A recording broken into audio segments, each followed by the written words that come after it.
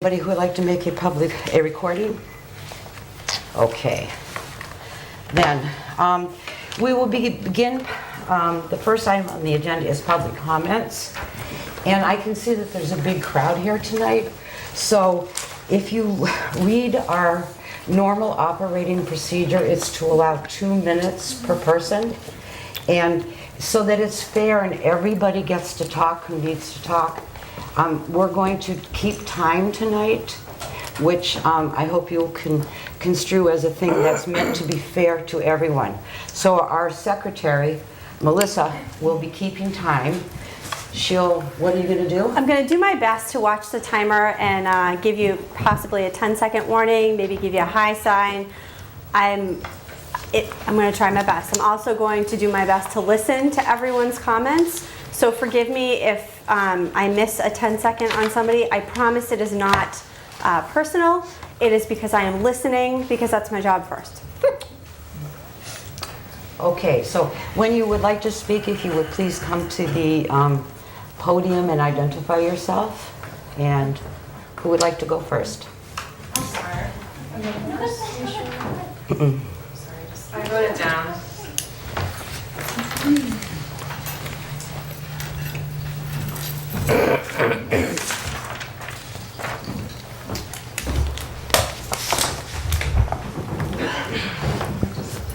I think so, right? Yes. Okay. Hi. Hi. Tell me when my time starts. Right now. Okay. Hi, my name is Julie Matthews. I was born and raised in Falmouth and attended Falmouth Public Schools. I'm a homeowner, a registered voter, and most importantly, a mom to 2 children in the Falmouth Public School system, one of which is at Morse Pond School. I want to thank the superintendent and the school committee for the opportunity to address you tonight, and I thank you for your service on behalf of our children. I personally attended the meeting last week, and I welcomed the opportunity to ask a question to Gosnold. My question was regarding smoking policy at this new facility. As from clinical experience, I've seen patients are allowed to smoke outside, and I was curious what the proposed policy would be for this new site, given the fact it's in a school zone. Unfortunately, I did not get an answer, but instead was questioned on my clinical experience and knowledge. I found that a lot of community questions that evening were not met with a plan or an answer, but instead with a lecture from the Gosnell team on the importance of not stigmatizing against addiction. This was neither constructive nor helpful to concerned parents. I'm not sure if Gosnell will be holding another meeting, and this is why I'm here tonight to ask you, the superintendent and the committee members, that you hear our concerns and be our voice. Firstly, I've been doing research and I can't find another facility like this that is so close to another school in the United States. Maybe I'm wrong, maybe I'm missing one, but if I'm not, this would be the first of its kind adjacent to a middle school.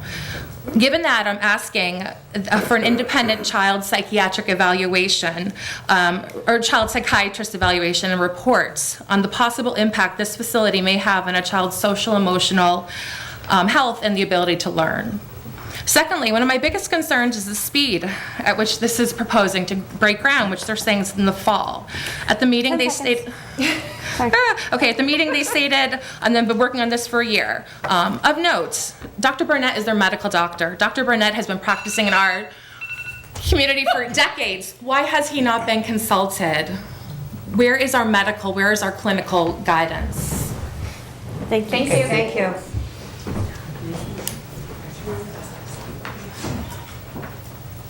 Would somebody else like to speak? My name is Kate Ackerman, and I appreciate all that the school committee does for our schools and for our children. I'm a parent of 2 children who attend Falmouth Public Schools, one of whom will be at Morse Pond next year. It's my hope, and the hope of many others who couldn't be here tonight, that the school committee, you can be the advocate for the Falmouth school children in making sure that Gosnell does not relocate to next to Morse Pond School. The informational meeting held at the library was eye-opening and, for me, best summed up by the 2 gentlemen who had been in Gosnell as patients, now sober for 6 to 8 years, who were vehemently against having Gosnell next to a school.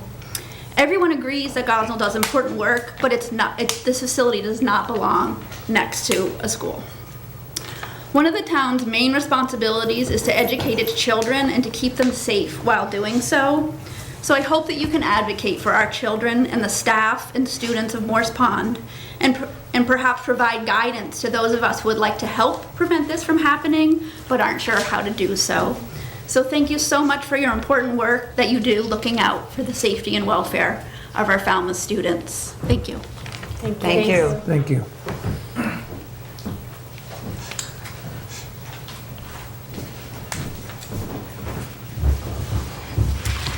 Hi, my name's Aimy Leonardi. I'm a parent to 2 children, one who is currently in the school district.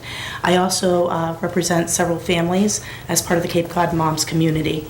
I have done quite a bit of research after viewing the recent meeting, and have actually researched facilities across the U.S. and in the state. I've been in contact with the governor's office, Department of Mental Health, Department of Substance Abuse, Department of Education, everybody. No one keeps these statistics, so I went onto Google and I researched all these facilities of the top 5 in this state that would be similar to this. Not one of those facilities is closer than 0.3 miles.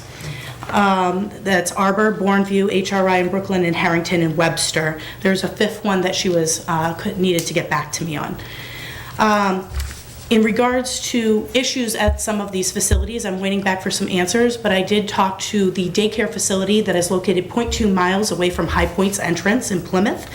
They have been family-owned for 40 years, and while High Point has been there, which is both a mental health and substance abuse facility, they have had issues with a woman ODing in the dumpster, behind the dumpster in their parking lot. They've had lockdowns for these 2 or 3-year-olds, people congregating in the lot. And they have people come in begging at all hours, even at 9 o'clock at night when she's still there, asking to use the phone. While this doesn't happen every day, it does happen. I could not find any examples nationwide. I found a couple that were put to the community, and not a single one of them that I could find succeeded. I would ask that the school committee, while this has not come before the zoning board, it has not been put before the building commissioner, no application has been made.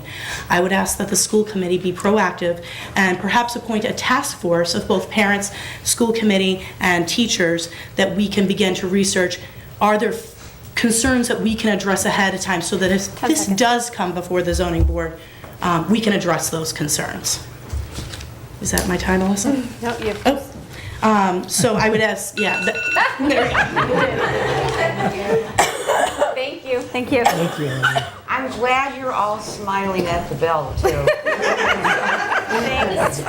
Hi, I'm Richard Sturdivant. I was one of the ones who spoke at the library about being a patient at Gosnold. I've been there quite a few times. It actually saved my life, but what I saw in that place does not belong near a school. What goes on inside and outside, I've seen it firsthand. They called me a liar, but I've never done this, never came to town meetings, but I feel that strongly about this issue that I need to follow this through. I drive for Falmouth Taxi. We pick people up there and drop people off there almost every day that escape. I know some of them have been sex offenders. They've told me in the car.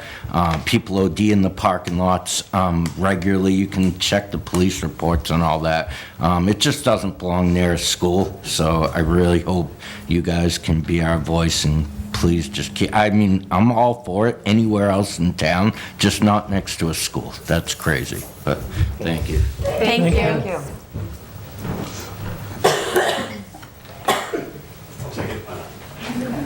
I would say thank you and good job, and I'm gonna miss you, Nancy, but that's gonna take up 45 seconds. That's where Joni went wrong. So I'm gonna save it. You guys already kind of probably know that anyway. You guys work off of facts and numbers, and you guys do a hard job, and it's an impressive job. So I'm gonna give you some facts and numbers. Of course, I'm missing the one. There it is. Thank you. You can tell I'm prepared.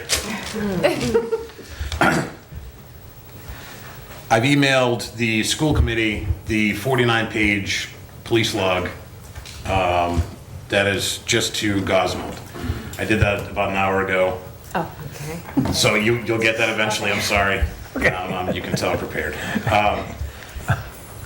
These are the risk management gentleman, his name is Rick Martin for Gosnold. He stated that In the last year, 345 calls have come into Gosnold, and 75% of those have been erroneous calls. Okay, no problem, that's 259 good calls. That's 86 potential lockdown situations for a public school system, admitted by the risk management professional. I'm going to throw down some of these numbers. You can watch it on FCTV on the replay for confirmation. Some alarming things I saw in the police report that have happened and that could possibly be a problem at the new location. Warrant service, arrest. Call number 08-6185. Gunshots, gone on arrival, 5:12 p.m. 08-27615. Suspicious person unable to locate, 09-23376. Larceny, report on file, 17-29322. Unwanted guest, 8 seconds. arrest, 17-36003. And the CEO of Gosnold had made a statement that there was no sexual offenses that took place in Gosnold property whatsoever. Case number 18-14518, June 4th, 2018, sex offense, report on file. Thank you. Thank you. Thank you. Thank you. Thank you.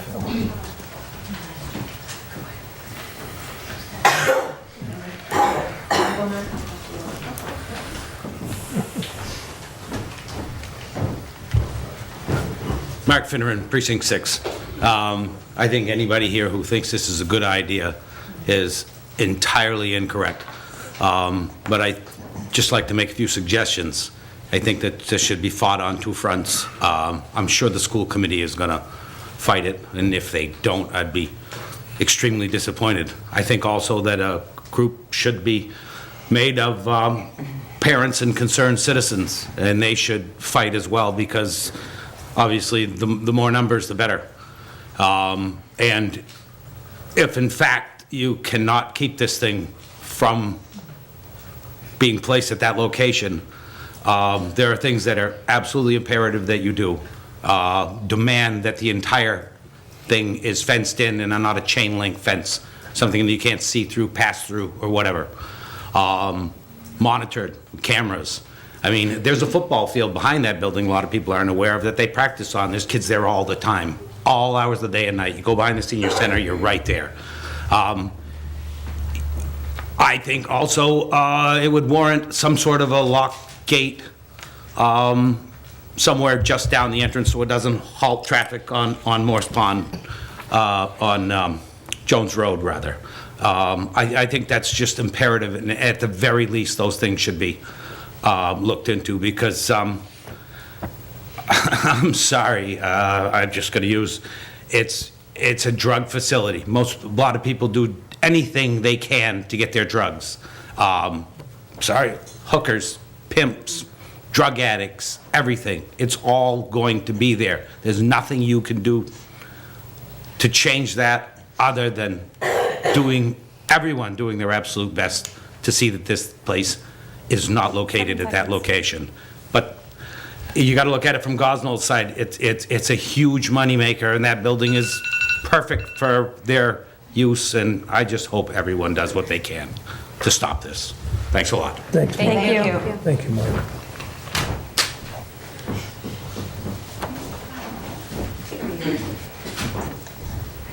My name is Maria Albano, and I don't have children in the school system. I am a big sister, so I have a little girl that's going to be going there next year. I'm also a nurse at Boston Medical, and so I see firsthand in the emergency room. That's where I work. We have CAB Detox. We have Project Assert is leader of drug addiction at BMC, and we were just granted millions of dollars for the opiate crisis. I can't express enough that as much as we want to help people that are on heroin or any drug, there are behaviors that come with it. The sex trafficking is horrendous, that we have our own division for sex trafficking. What happens is pimps, gangs, I work with the MS-13 gang, they're bad gang. You don't want them infiltrating, they're in Brockton. Whoever comes into this community, you're gonna bring those kind of forces. We want to help people. We have to do it correctly. We cannot make children vulnerable to this. This is not a good idea. They lure young girls, they exploit them for sex, they kidnap them, they tie them up, and they have sex with these girls because they get drugs for it. They go after the women that are on drugs that leave the facilities. They don't all stay in the facilities, they leave. They have behaviors that go with this. I'm just really concerned that this is going to infiltrate into our streets. We do have a duty to our children. We also have a duty to mankind to help people that are addicted, but it has to be done appropriately. So that's all I have to say. It's not going to be a good idea.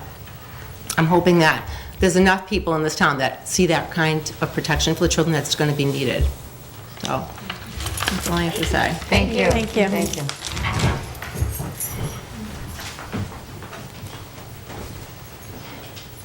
Oh, you're all afraid of the bell. Don't be shy. Yeah. The bell doesn't bite. No.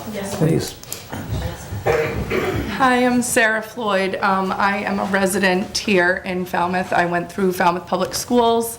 I also have been a public school teacher for 15 years and am now an administrator, an assistant principal in another district on the Cape. And I am here, like the others have spoken about previously, just to voice my concern about this proposal for this project. Again, to be honest, I was torn with saying things publicly because I would never want anyone to think that I am against people getting the help that they so desperately need. But as an educator and administrator and a mom of 2 young kids that will be going through the system, I think it is imperative that we look at this location, as it's not a good fit for the vulnerable kids that are in our community. I think, on a daily basis, as an administrator, as an educator, our blood, sweat, and tears go into our job. And lately, unfortunately, with the tragic events that have happened around the nation at our schools, we spend a bulk of our time ensuring the safety of our students, as well as sinking a lot of money and resources now into the social emotional learning and the impact trauma has on student learning. And I've seen the research firsthand. It doesn't have to be a catastrophic event, but it could just be something repeatedly over a period of time that does impact our kiddos. And I think not knowing what this could hold, I wouldn't want our kids to be the guinea pigs for that. So thank you for all you do and for your time. Thank you. Thank you.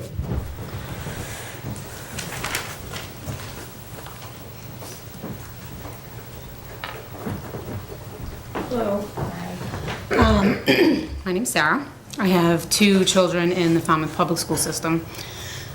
I just want to say that I grew up in New Bedford, right? And 10 years ago, I moved my family here. My son was 1 year old. And I moved them here specifically for the small town feel.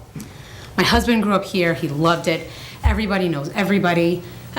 It was safe. You felt like your kids were on the playground, they were safe. You were taking your kids to the store, you were safe because everyone who worked at Walmart you knew. And that's not happening.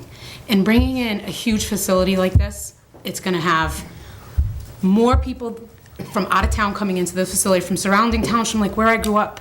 And I moved out of that town or that city to give a different life. I pay higher taxes. I pay a higher mortgage for a smaller house so that my kids can have better. I work in this field. Having this facility this close to the school and exposing our children to what it's going to expose, no matter what Gosnold says, it's not candy canes and rainbows and butterflies. It's not. So I really think that the task force, I second that. I think that's really strong.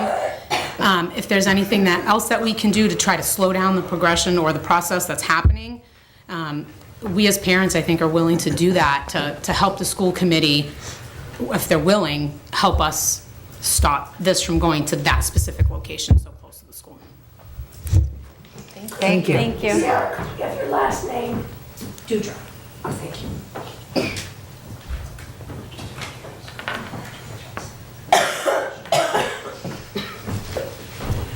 Hi, Dave Lessig. I've lived in Falmouth for about 10 years. I practice criminal law in Bristol County and Falmouth. It's what I've done for the last 15 years. Part of what we do, a large part of what we did was Section 35 commitments to facilities like Gosnold. In 15 years, some of the things I've read in the police reports are just god-awful. We're dealing with people that need the help, and I recognize that more than probably most people here. But I see them at their worst when they're going into those facilities, and I also see them when they come out, and a lot of times, some of them, most of them, they'll use again. And when they get out, they're desperate, a lot of times. What I would hate to see is some of the behavior that I read about day after day happening next to a school. I think that there's an opportunity to perhaps help people, but I don't think that it needs to be next to a middle school. And I think we're all intelligent people, and you probably know, you can read between the lines about what I'm talking about. And I can't be specific about it, but, you know, one desperate person making one bad choice, and they make a slew of bad choices on a daily basis, and it could affect a family or a whole community. So I don't think we want to look back and be like, you know what, we should have thought about this. So I don't know if you guys have an opportunity to discuss this in the future on the agenda or whatever, but hopefully. Thank you. Thank you.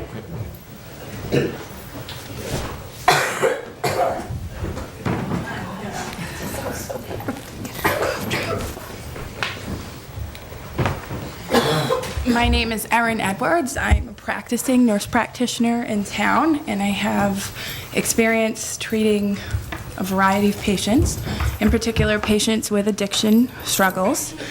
I was not able to attend the meeting that occurred, but I am very well versed, as my partner is Dr. Michael Barnett, who is their medical director. And what I can tell you is not only were they very unprepared for the parent questions, but my mind was blown at their answers. I felt as though a lot of names were thrown in, and it left parents feeling like something has gone on when nothing has gone on. In particular, with your board member, Melissa, I think she felt like a little thrown off when the CEO mentioned that he had already met with Gosnold, or there had been Gosnold school committee communications. At the end of the day, it made people feel very uncomfortable. So, moving forward, there is not only a middle school next to where they want to put this, but there is elderly housing, the most vulnerable next to children in this town. People who suffer from addiction will stop at nothing to get at what they need. That means that they will be robbing and physically assaulting elderly people for their narcotics, their benzos, you name it, they will do it. This is not about stigma, this is about reality. This is the nature of the disease. People do not think in the correct mind. My other concern is right now, currently, they do not have any security. So there are 347 police calls in the last year, and I can assure you, 75% of them were not just false 911 calls, okay? They're calls for people overdosed in the parking lot. They're calls for what, you know, a gentleman mentioned before. They're valid. Putting that next to a school zone is completely inappropriate. And we haven't even discussed the psychiatric component. We've talked all about the detox, but there's a lot more to look into with the psychiatric component. Thank you. Thank you. Thank you.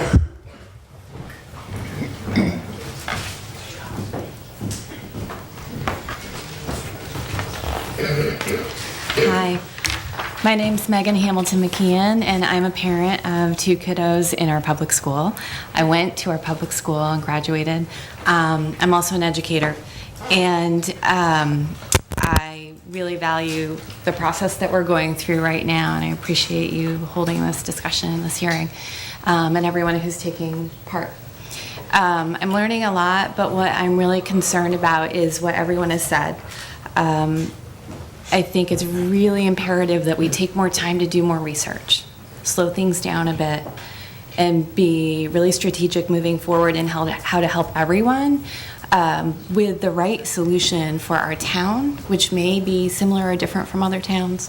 We may be the leader in this, I don't know. But we need to slow down. And my son will be at Morse Pond next year as a 5th grader. I remember going to Morse Pond as a 5th grader. I loved it. But as an educator, most recently, I've had to go through a lot of lockdown drills. They're traumatizing to everyone in them, including the adults. Period. I have here that someone said that there may have been 86 times that would have triggered a lockdown on these police logs that we looked through. If someone could look at that, do you think that it's appropriate for anyone to go through a lockdown 86 times or even one time? Because I don't. And I understand what we're going through, but I also understand that there are ways to reduce the trauma that is being experienced by our educators, our school communities, our children. It's traumatic. It causes more trauma. Is this what we want? Because when I was in 5th grade, we really enjoyed playing on that field that was mentioned that will be adjacent to this place. Let's find a solution for everyone. Thank you. Thank you.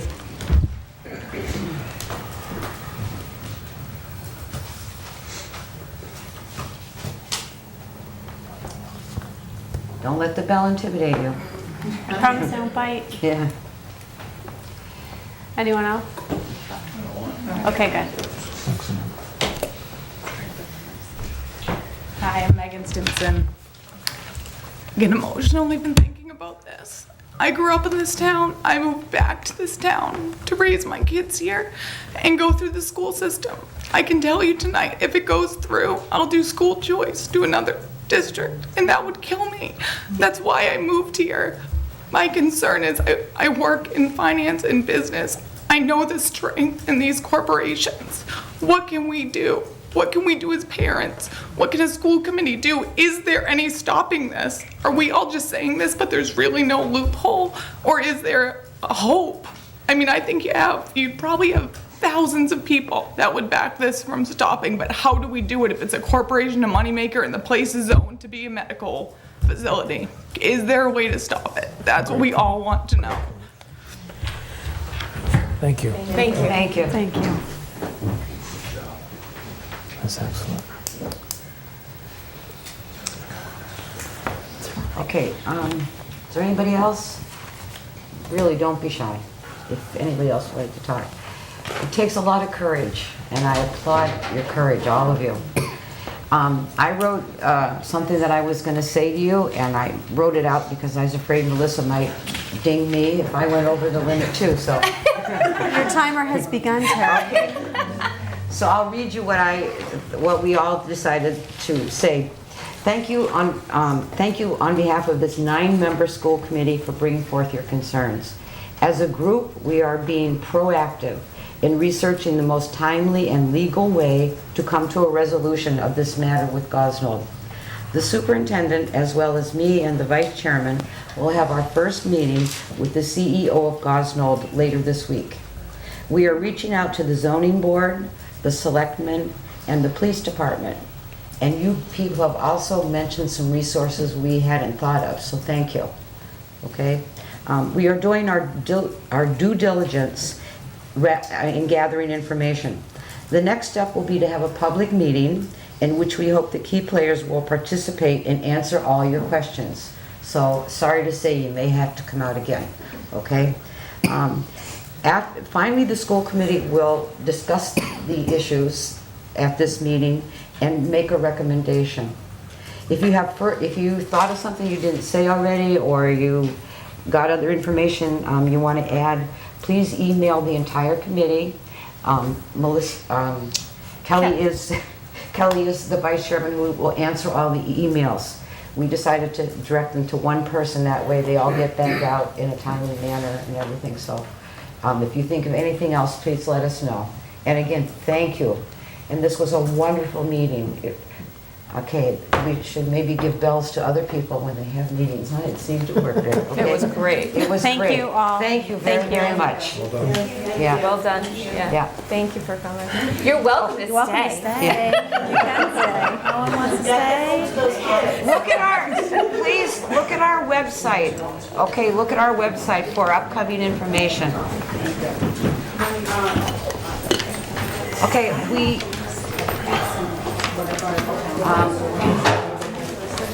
I'm going to give Nancy the thing.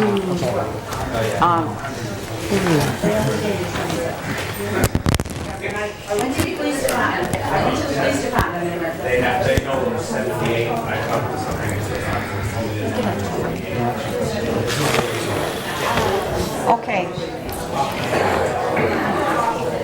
I'm waiting for the noise a little bit to clear out.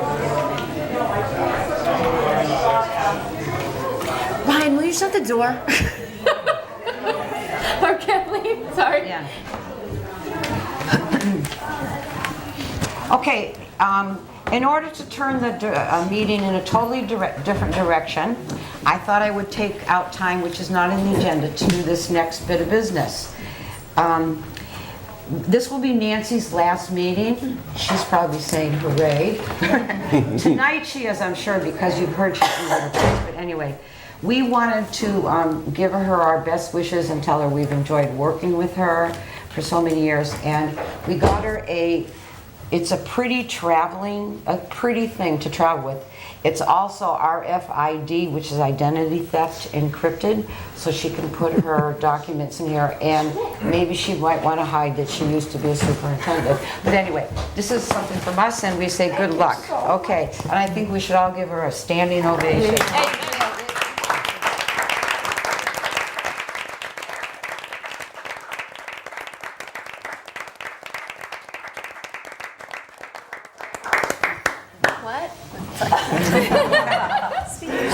Excuse me? You'll see. This is all just a ploy, so she doesn't have to make a speech. She's like, oh, I can't tell. Yeah. Thank you very much. So someone, shall remain nameless, Sackwater, was calling me Mickey Mouse today. Every time I laughed, it was just this hideous squealing. But it's been a great ride. I really loved everyone I worked with in the district, and I appreciate the school committee's support over the past years, not just as superintendent, but also as so thank you very much, and thank you for my treat. I appreciate it. We're going to miss you. Yeah, we're going to miss you. Thank you. Can I just say that I think Nancy is definitely one of a kind, being she is, homegrown, went to Falmouth Public Schools. Not only is she a superintendent, but she's our first woman superintendent that went to Falmouth Public Schools. I think you're kind of in your own, just in case anybody else didn't know, you are definitely in your own category, and we appreciate it, so. Thank you, Melissa, very much. Okay. Thank you. So the first item on the agenda is, I'm looking down the agenda items, and I see Kathleen, and we are going to table the CDM discussion tonight, so I just didn't know if that information would be helpful to you. I just wanted to Okay. expand on that, so thank Okay. you. And I obviously am interested in the more sponsorship. Okay. as well, so that was helpful. Okay. So the other first item on we have a lot of first items when I'm reading this thing, because I had trouble with first, I guess. Anyway, we will act on a donation of $400 to the Falmouth Capella Group from the Falmouth Jewish Congregation Brotherhood. I'd like to make a motion. Okay, is there a second? Second. Okay, is there any discussion then? Super generous. Thank you. Thank you. Sweet. Thank you, thank you. Fantastic. Okay, that's all we're going to say then, so we'll take a vote? Yep. Okay, all those in favor of accepting the donation, please say aye. Aye. Any opposed? Any abstaining? Okay. Next item on the agenda is to act on a $1,593.96 donation to Falmouth High School from Stop and Shop. Patrick, could you say, oh, I'm sorry, we have to have a motion I'll make first. a motion to accept the Stop and Shop donation. Second. Okay. Maybe Patrick could just tell us. I don't have anything to do. Oh, there you go. Plus program. There, And a certain amount of money comes back to the district.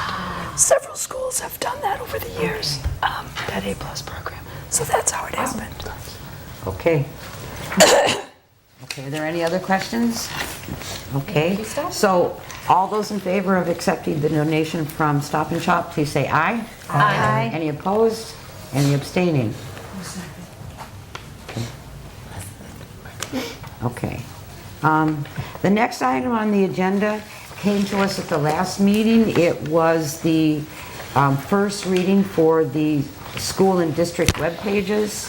I believe the policy committee put forth a recommendation for this. Andrea, right? We did. Yeah, okay. and then we asked if you took the recommendation, read through it again, and would like to make any suggestions or comments on it. So I guess we have to say, make a motion first, right? I'll make a motion again on policy IJNDC, school and district web pages. Is there a second? Second. Okay. Any comments or questions? I would just like to reiterate that this was recommended by Cindy Tugas, just to reiterate that. That was all. In my briefing, it speaks to this. The policy modifications demonstrate the Falmouth Public Schools' continued commitment to ensuring that online content will be accessible.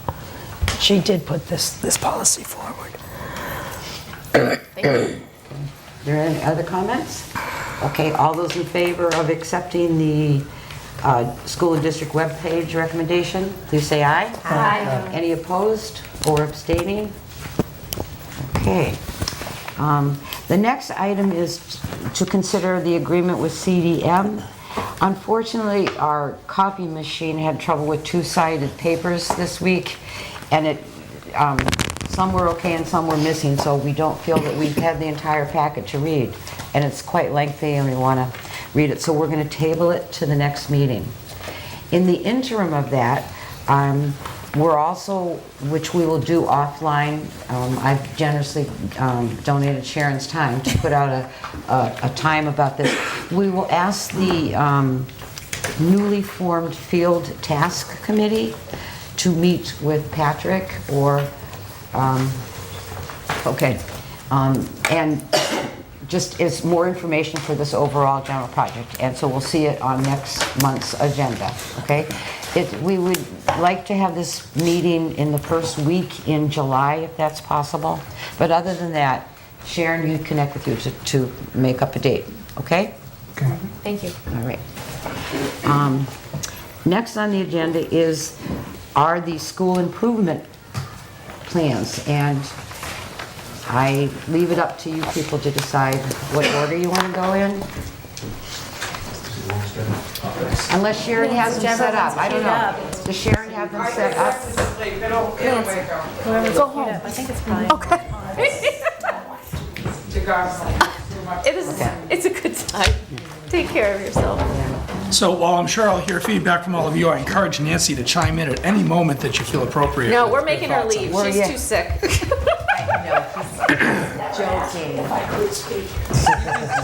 Okay. So Morse Pond, 3 goals this year. Goal 1 was an opportunity that presented itself shortly after the year began. Our computer teacher, Mrs. Susan Baker, retired this year, and it gave us an opportunity to take a fresh look at the computer class that Morse Pond offers.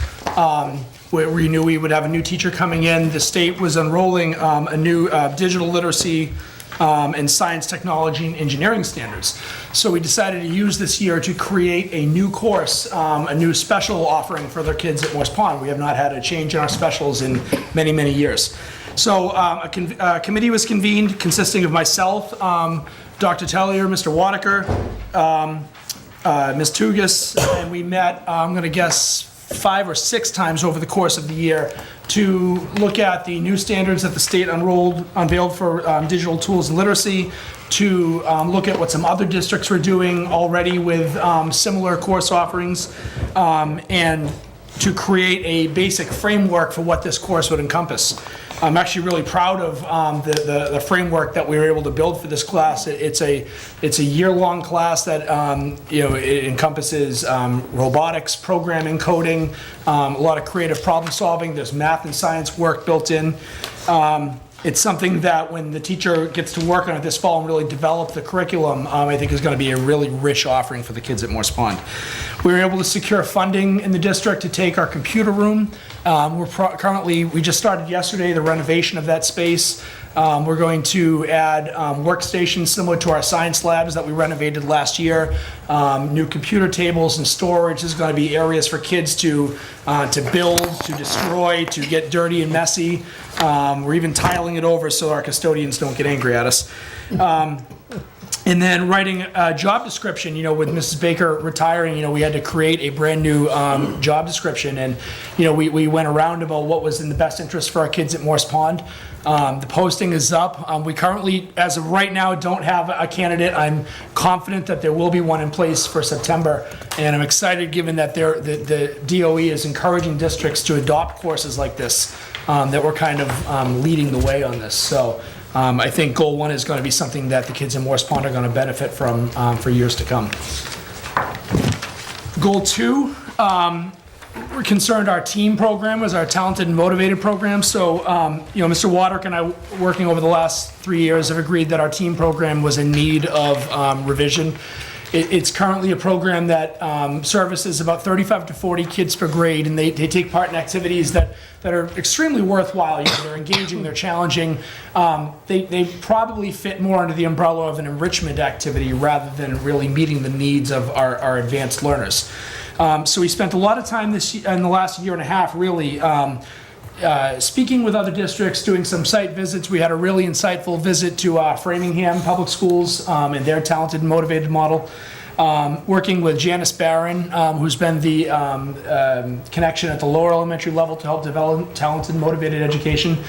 And from these conversations, from these visits, from a immense pile of reading about talented and motivated programming, we came up with a model for Morse Pond that would it would focus on a much smaller group of students, rather than worrying about getting 20% of our kids. We're going to worry about targeting the 5 to 10 per grade that are really not being challenged. I could walk in on the first day of school and pass an exit exam for that grade standards, that the MCAS scores, FAST scores show that they're just, not only are they ready for other grades or more challenges, but they're not growing during their time at Morse Pond.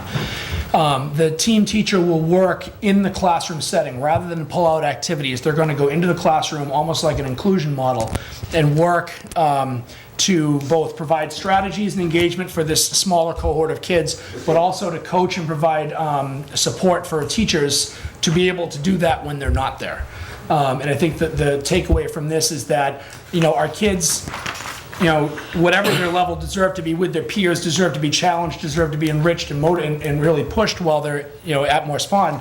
We want to make sure we can do it while they're in the classroom rather than having them miss ELA and math time for that extra engagement. So the model will focus on grade level standards at a different level of engagement in the classroom. Ms. Goulart is our team teacher. We've spent a lot of time this spring talking about that. I think she's excited for this new challenge. We're going to provide her support through Ms. Barrett and through some other resources in the fall to make sure that she has the tools she needs to be able to work with these kids and to instruct teachers appropriately. So our team program, I think it's going to push for growth amongst our top 3 or 4% of our kids that right now all the data shows are really not growing while they're at Morse Pond. Can I ask a question? Or do you Sure. want me to wait until the end? Doesn't matter to me. Do you mind if you get Mind if I interrupted? interrupt? Okay. So is the idea also that then, so if this model is going to serve the, I think you said 5 to 10, like the sliver, Correct. but it's going to be pushed into the classroom, is the goal that the remaining, 10% that aren't in that group will also benefit Sure. from? I mean, the activities that they're doing are not simply for those kids alone, and when the teachers feel that they're appropriate, that engagement, That other kids could do they them can too. absolutely participate. I guess what I'm trying to get at is that, we have, if you look at 35 kids per grade that miss every third day of ELA or math, I can't, in good faith, say that all 35 of those kids can afford to miss every third day of ELA and math. And I think the goal is, rather than pulling them out of class for an activity, keep them in with their peers, keep them engaged in the grade level curriculum, and just find a different way to. Because they're also, the reason I'm asking is not just because those kids that are in that next tier need also to be served, but there are probably kids below that would rise if we would offer them. It's the totally a opportunity. trickle-down effect. There's if you ever want to group kids based on performance, there's always an overlap of kids benefiting from the groups that are around. No question. And that's the goal. Absolutely. That's awesome. Yep. Sorry. Can I ask a question? Sure. Too? Is that okay? Sure. Sure. I'm wondering about what that looks like, because some students are very motivated and talented in certain areas, but are not so much in other areas. So what does that look like? So you have some students, everyone is, every student has an area where they excel. And, you have students who are gifted in music and art, students who are gifted in ELA and math. And the ultimate goal is that we're finding ways to engage and challenge these children everywhere in their Morse Pond day. It's prudent to start with ELA and math. I think based on the success of this new model, we would push to provide this training and opportunity for our arts teachers, for science and social studies. I think there's a vision that 2 to 3 years down the road that there's engagement in all different areas at Morse Pond. This is just, we don't want to bite off more than we can chew in year one. So it's starting with ELA and math? Correct. Yep. And is there talk about maybe bringing this to Lawrence too, or? I will let Mr. Bushy speak to that. I've said long ago I don't ever want to write a check that he can't cash. So I think he would love that opportunity. I think he would probably want to speak to how that would happen. Yep. Goal 3, is something that I've made a goal as long as I've been in Falmouth, targeting attendance. And I've said all along that, there are many, many districts and many schools that would love to have the attendance problem that Morse Pond does, but I still will say that as long as there are kids missing school, that we can be doing more to get them in the building and more to engage them. So this year, we tried some things at a district-wide level, and we tried some things at a school-wide level. At a school-wide level, our guidance staff tried to be more engaging and rewarding and spend more time recognizing attendance in the school. Things from monthly postcards home for perfect attendance, bulletin boards around the school that pitted 5th grade against 6th grade for who had better attendance. A little recognition on the announcements, we had little activities over the course of the year to recognize classes that had great attendance marks. It had a visible effect on the culture in the school. There was a buzz about it. I got a lovely phone call from Mr. Bushy in November letting me know that his kids had gotten postcards and that they were excited about it. And, I heard from a lot of other parents too that, they just said it was really nice to have their kids be recognized for something that they might not always be known for. On a district-wide level, we concluded the long, hard work over the last year and a half to draft a new attendance policy for the district, and I'm really proud of what the final version was. In that, the schools are going to have real consistent direction. If you were to ask the 7 school principals how they handle attendance a year and a half ago, they would likely give you pretty much 7 different answers on what their cutoffs were, how they handled it, how they pursued it. I'm hopeful that the administrative team will spend time this summer aligning their practice with the new policy that's in place. I know Morse Pond certainly will, to make sure that, we are having the meetings that, when kids meet a certain cutoff, that we're using the language that was agreed upon in the new policy. And I think when parents see that there's a consistent message from all levels of the schools, attendance is sure to improve. So, between the work within the school and then the district-wide work, I'm really proud of our progress on the attendance goal as well. So, there you have it. Thank you. I think Nancy left me with her coffee. I hope it stays on. Oh, Andrea. I had a question back to Goal 1 in regards to the new digital literacy STEM position. Will there be any changes to grading regarding that position? So it will be a graded course. It will be? Yeah, absolutely. Okay. And the teacher will have to create their own grading rubric, but it will absolutely be a report card graded course. Okay, thank you. Yep. Bill? Yes, a few things. Goal 1, I like what you're doing very much. But what I really find interesting is I look at this and say, your group is going to examine state frameworks for digital tools and literacy. I love that component. So it comes from the state, and then you secure district funding to do this. Does the state, is it possible that somewhere along the line the state may reimburse funding to districts to do what the state said should be important for kids? Wouldn't that be great? I think I could probably give you the answer to that now, love this state crap, excuse me. Yep. because it's like, well, you know, this is a great program, and it is, but you can fund it. Oh, no. Oh, sorry. And Oh. We sent her She's home. look in her office. I saw her going down there. yes, Oh, that's Thought they so were for me. sweet. I agree with you, Mr. Ryder, so absolutely. I just had to make Yep. that comment And because no question, and you know, the state is really pushing for these courses to be offered, and the licensure is there, and the frameworks are there, and we pick up the rest. yes. Yep. And the other thing I really like is on your, I'll call it trying to motivate your top kids and not pulling them out. I salute you for that. That's really important. And obviously, if you have classroom support, you're working with team teaching. And to me, that's another really great proponent that a lot of things Charles has done. I think that's important. And your target 3, I appreciate your efforts with attendance in this district. And I appreciate Thank you yours very on the much. committee too. Thank you. Thank you. Thank you. Leah? For your goal 1 with the posting of this new position, what's the requirement for the job? So, because the licensure is brand new, you know, the state just started accepting applications for the digital tools and literacy license, I think, at the end of April. So right now we are accepting the instructional technology license, which has been the long-standing license, and it's written into the job description that the candidate would have to secure the new digital tools license within either a year or 2 years. I don't remember where we left that, but they would have to get it in short order. And there is a pathway by which the district could have the candidate complete competencies over the course of the time to get the licensure. Okay. Thank you. Okay. I just want to say thank you. You know, we're sad to see you go, but we wish you all the best. I appreciate it. And, you know, Falmouth has been a fantastic place for me and my family. You know, my kids have seen me come home happy every night, and it's been great. And I will say, I wish I could have had a chance to echo what you were all saying about Nancy. I've served under war heroes, under fantastic bosses, under a wide variety of people, and she's the best boss I've ever had. So, you know, I will miss all of you. Thank miss you too. Thank you. Thank you. Thank you very much. Thank Did a you. great job.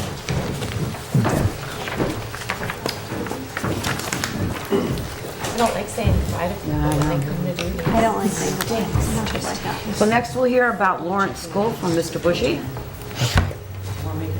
No, I think you can. Sweet, which one? Mr. McLaughlin's always a tough act to follow. So he's gone already, but if he were here, I would say best wishes to Mr. McLaughlin, and as everyone's saying, it's like tough to lose a principal, tough to lose a friend for us of the principals group. So that speaks to another pro for Nancy and the team that she brought in. So, yeah. So anyway, like Mr. McLaughlin's goals, you probably see some of the goals are really targeted to, hone in on one subgroup, if you will, of students, but they also all have aspects of really benefiting the whole entire school, particularly school's culture. So for goal number 1, in an effort to create the most positive learning environment possible for all students, particularly ACE students, we work to increase our support and interventions around mental health, wellness throughout the school year. I bulleted it into positive learning environment scenarios and increased support and interventions around mental health and wellness. As you can see, the bullets, they're outlined for some of the things I'd like to call out. The Gosnell counselor scenario has been really extraordinary. We've asked for an increased level of support there. The specific counselor has been a great match, Cayenne, and we can't thank her enough for her efforts. And the student town meeting has voted. I mentioned in the fall we were going to make progress on trying to get a walking track, which would really benefit the whole entire school, but also our kids that need to move around some more. And we have taken steps through the student town meeting to make that a student-driven project. And they've lined it up through the town meeting process as something that we can hopefully hit the ground running with in the fall. Actually, before I move on, I just want to credit the work of our coordination team at the Lawrence School for their efforts with goal number 1. For goal number 2, Off the bat, I'd like to credit my administrative leadership team and the team leaders for the work around encouraging a positive behavioral support system and the work that we've done with our pause of behavior. Again, pause spelled P-A-W-S, positive. And we really tried to streamline our discipline scenarios, and it seems kind of cold, and it is in many ways a real stern, hard line, if you will, the goal being to keep kids in class more.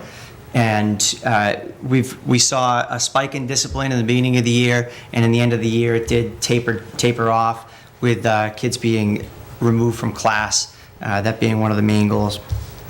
This was developed, as you can see, from meetings, professional development over the summer with team leaders and the leadership team. And some of the things that can benefit the whole school from this goal are the team-wide positive, the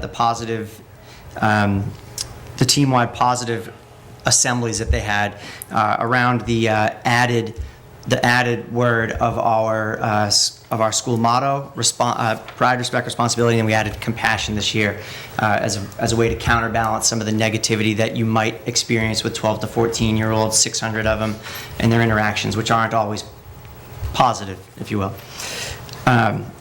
So we have work to do in that aspect. We made some momentum. We had some scenarios where we were doing some incentive programs and positive tickets, but I think we can grow and make that more of. I would like to work with this goal into next year and continue to grow in ways that we can increase positive behavior and acts of compassion as part of the school culture.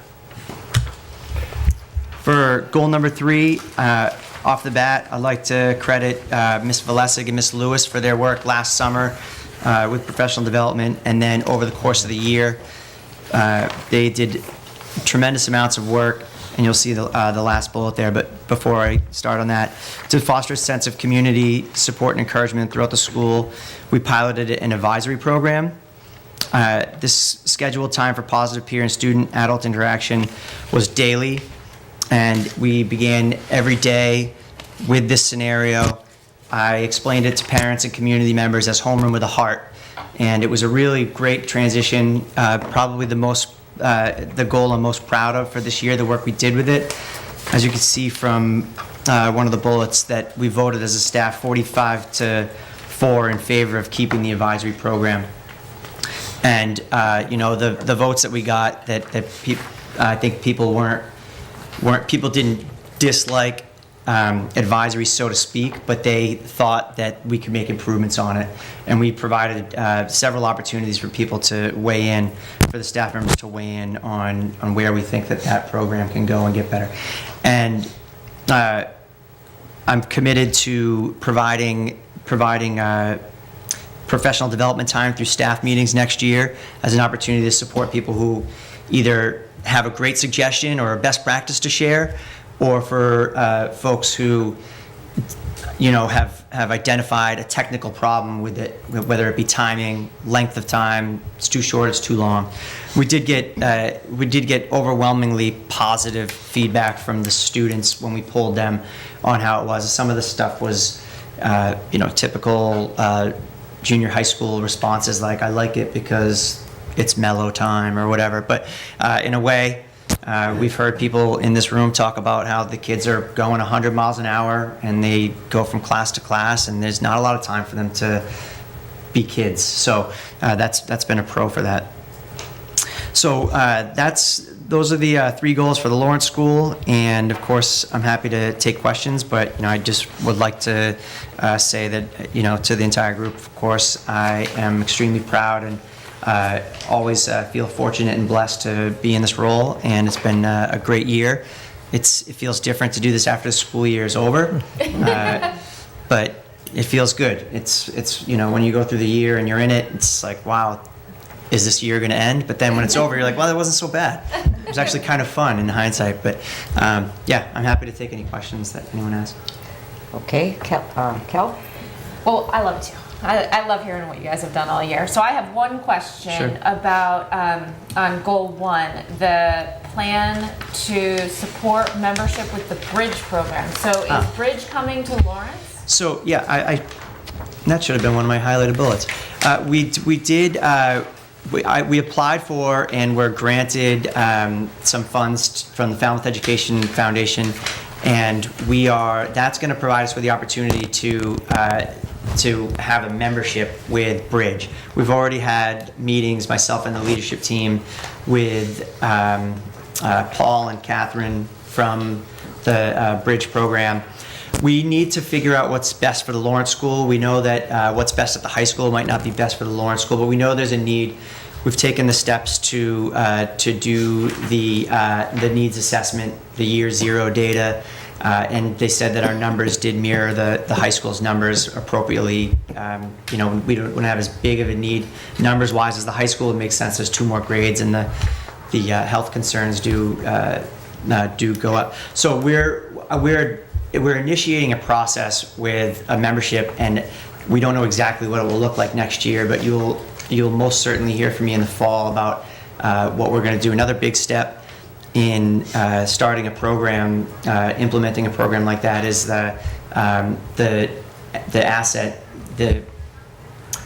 assessing what you have as resources in your school, and knowing that we weren't going to get new positions next year.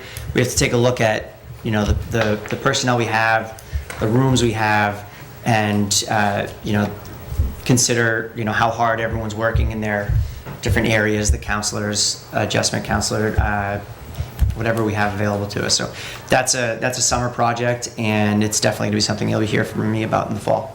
Thank you for asking. Not just because it's awesome, not just because it's great for kids, but as I took a preview of Charlie's, we see the huge cost savings as well if we're not tutoring those kids out of school. So it meets everyone's need, the kids first, of course. So thank you for pursuing that. I think it's awesome. Pleasure. Leah? So with goal 3 about the advisory, so based on your pilot year, what are the changes for next year? So we had, I think it was probably a year and 2 weeks ago when I was sharing out my goals last year. One of the goals was to start this program, and I had reported that we were behind schedule. I went back to school, and we had talked with some folks that were really enthusiastic about it, and we just decided to go for it. We piloted the program, and one of the things that we realized that we did wrong was we did wrong, but we did out of order, if you will, this is pretty small, but turned out to be a big deal. We didn't get the information that we were going to change our schedule to Julie Payne early enough to have the Power School disperse the kids. So we had to hand disperse them, and with a truncated time, we did it alphabetically. And one of the things that was a problem was the kids who had been next to each other in line all the way from kindergarten on were near each other, and that was some of the feedback we got. Like, I'm always next to this kid, and now I'm in homeroom. And you wouldn't have thought about it perhaps, but it was one of the issues. So we were ahead of the schedule this year. The computer's going to be able to assign the kids. Once we have them clustered appropriately on team, they will land in more appropriate settings. And another thing that we're going to be looking at is, we already started, I think it was one of the last bullets, is creating the best practices document. Some folks are really into it. They say, I love my advisory. I don't even need the activities. We just get together and we build a relationship, and the kids leave ready for learning. Other people are saying, it's not quite my thing. It's not exactly my cup of tea. And for those folks, they might lean on the activities. They have the positive experience that way. So we know that some of the activities could be beefed up. Some of them could be tailor-made for some folks that need it. What we don't want is to get into scenarios where staff members feel like they've got to go home and plan for what to do the next day, because then we run into a number of prep scenarios that we want to avoid. I just have a follow-up for that. Sure. So the students were surveyed, Yes. and what were some of the survey questions? What were some of the responses? One response that jumps out that's important for us to learn it connects to your last question about how strong some of the relationships were being is some kids saw it as a place to do homework, and some may have had an agreement with their advisory teacher that it's okay to do your homework, and some students may be really slick at getting it done during an activity, but we don't want that time to be seen as time where kids can, blow off a homework assignment, get it done the next day, or even just choose to not participate in the team building activity that they're doing that time. We want there to be an active relationship going on.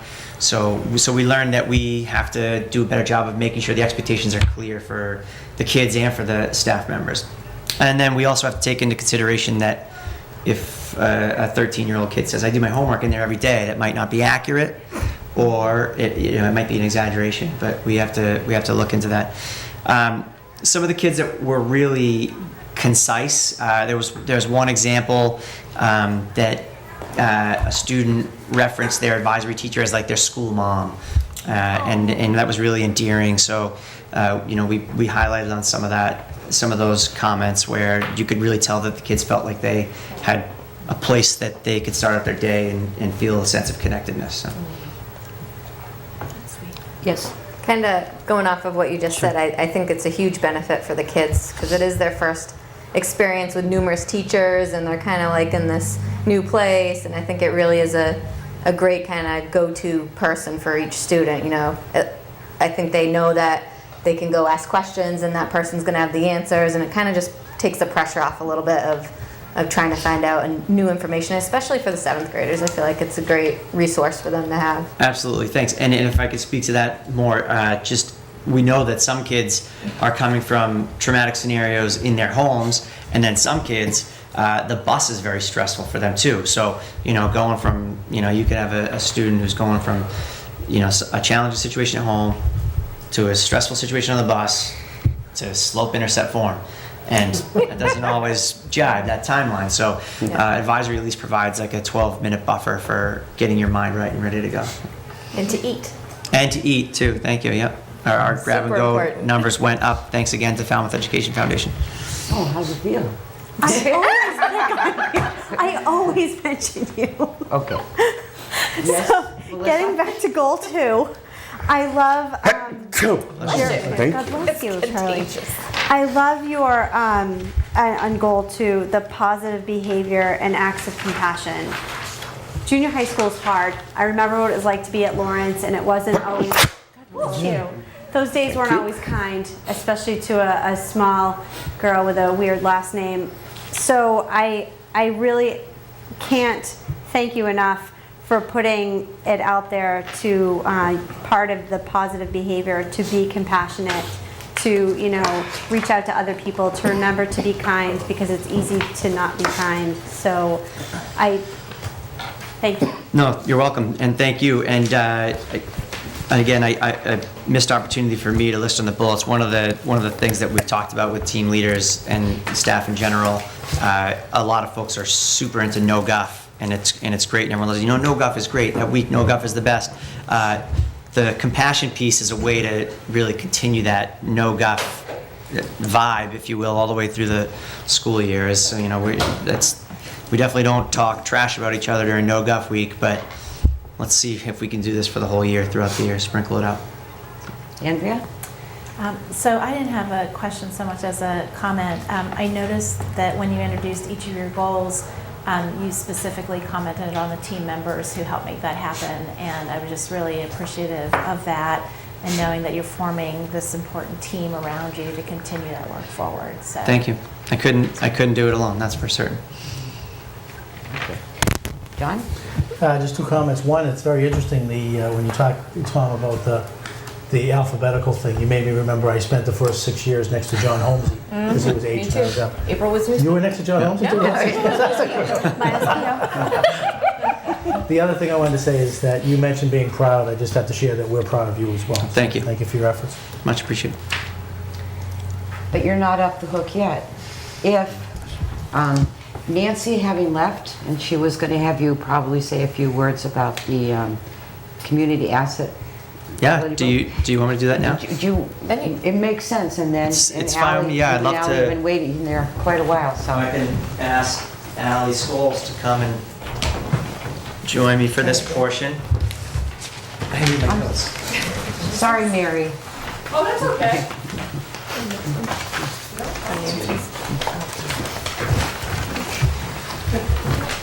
So would you like me to speak a little bit to the program first, or do you have questions right off the bat? I know this is a little bit different than how we would do it. Does anybody want to start him off with a question, or? This is on Nancy's, right? Yep, this is Yeah, from, yeah. this would be in the superintendent's briefing, the Falmouth Community Asset Mapping Pilot Program. Do you want to just give us Yeah. like a 30-second elevator? I mean, Sure. we all read it, but Yeah, well, just so that it's on briefly- TV and people can. Sure, Yeah. this is a friend, Allie Scholes, she's from Falmouth as well. Many in the room probably know Mom, Wendy Scholes at East, but she's definitely her own educator. And she's been faithful and diligent in working with me over the last 2 years and coming to volunteer through Saturday schools. And she's got great ideas about ways that we can help support kids who might not see what the community has to offer them. So over a year and a half of conversations, we just recently decided to just do something. We had kind of talked about things conceptually, and we were brainstorming together and realized that we have a captive audience of kids who could really benefit from a community asset mapping scenario in our summer school. So we're planning on going to summer school, grabbing on to some students and families who might want to participate in this program. And really it's just all about, providing information about the strengths and resources that Falmouth has to offer, and the kids are going to do the work. And the short-term goal is that they see the benefit that the town has to offer them, and can see a pathway for them to go to community resources and lean on them for support.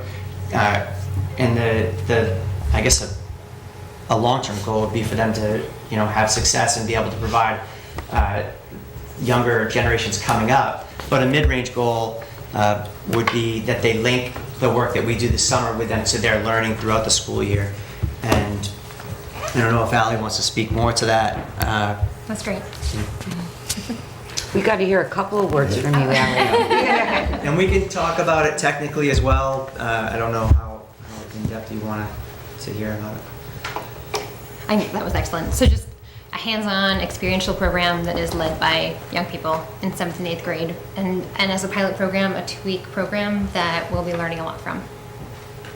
It sounds so cool.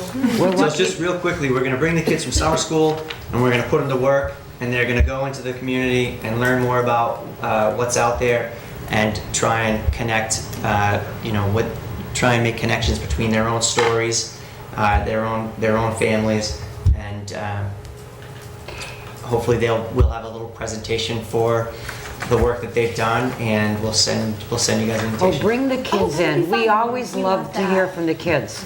And they love that too. So there'll Yeah. be some meaningful Yeah. outcomes there's like from their That's work. another good community experience, going before the school committee. Oh, that's No, but I mean, you could tell when all those people were here tonight, it's a little bit nerve-wracking. Me, I crack jokes a lot, but that's covering up my nerves sometimes. But just one other little thing. Have any community members, they're already expecting them? Have you any? So we have people that we have in mind, but one of the main goals here is for the kids to come up with who they see as being a supportive support in the community. I mean, we could direct them to the Chamber of Commerce, for example. We could direct them to to headlines, but we want to see what they think is out there for them. Good. It's going to be my first time doing something like this, so I don't know if Allie's been down this road before. She's got more experience than I do. It's a great civic Yeah. thing, I love civic it. mind thing. Yeah. Great. Thanks for taking on something Yeah. new and innovative. And Thanks for the explanation. Thank you. Thank you.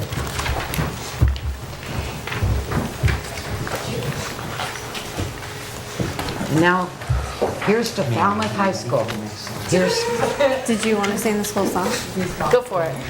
But I would, see, when I sang it, it was Lawrence School, so. Good evening, everyone. Hi. So for Falmouth High School goals, the first goal focused on the bridge program, which Mr. Bushy just spoke a little bit about it at the Lawrence School. And at the high school, we had collaborated with the folks from Bright Bridge for Resilient Youth in Transition. They're out of Brookline. They had started this about 12 years ago, and now they've expanded these programs, I believe, as most recently to 80 schools across the state. We worked with them very diligently the first year in just planning it, and this past school year was our first year of the actual program. And I used resources that we already had at the school, staffing, and it's been incredibly successful. We've had 22 students go through the bridge program. 15 graduated and successfully reintegrated back into their full schedule. We have had academic success, emotional success, improved attendance with these students who typically are students who miss a lot of school. Many would have received home hospital tutoring, all of them would have actually, and we significantly decreased the district's home hospital tutoring costs, as most recently I think close to $20,000 was spent less this year than as compared to last year. We're still reviewing our bridge program protocols. We are learning as we go the different entry criteria, working with teachers to have academic success for these students, and exit criteria.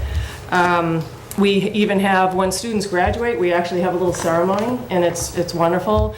I can tell you I have received letters from parents of students in the program that have literally said the program saved my child's life. We just recently had Mashpee High School principal and a teacher come to visit the program because Mashpee High School has heard about it and is interested. The Bright folks said go to Falmouth, they're right nearby. When they were in the room with the students, there were several students there doing work, and the students were willing to talk to them, and they said, just this is the place that has saved my life. I go to school, I enjoy it. It's great knowing that someone here really cares about my mental well-being, and I feel safe here. So that was just really great, because these are some of our most fragile, social, emotional kids who've been hospitalized for a variety of reasons, mostly mental health related. So it's really been a great program. We're continuing to collaborate with Bright for the upcoming year, and we will again run the program this year. And it has great staff. I can't say enough about, there's an adjustment counselor, Katie Fouth, there's a special ed teacher, Rory Morse, and there is a teacher assistant, Melissa Noonan, tied to the program, and they are a fabulous team. They work incredibly well together. They work extremely well with the other teachers, and they really run a tight ship. It's a fabulous program. The second goal is Clipper Time, which you're probably all bored to death with hearing me talk about Clipper Time. We just did, so this was our second year of Clipper Time, and on June 14th, we surveyed 9th, 10th, and 11th grade students. Seniors were already gone. Out of 485 students who completed the survey, we had 4 who said overall Clipper Time is not helpful. 2 of those students, their reasons was because it should be longer. So it should be 45 minutes instead of 33.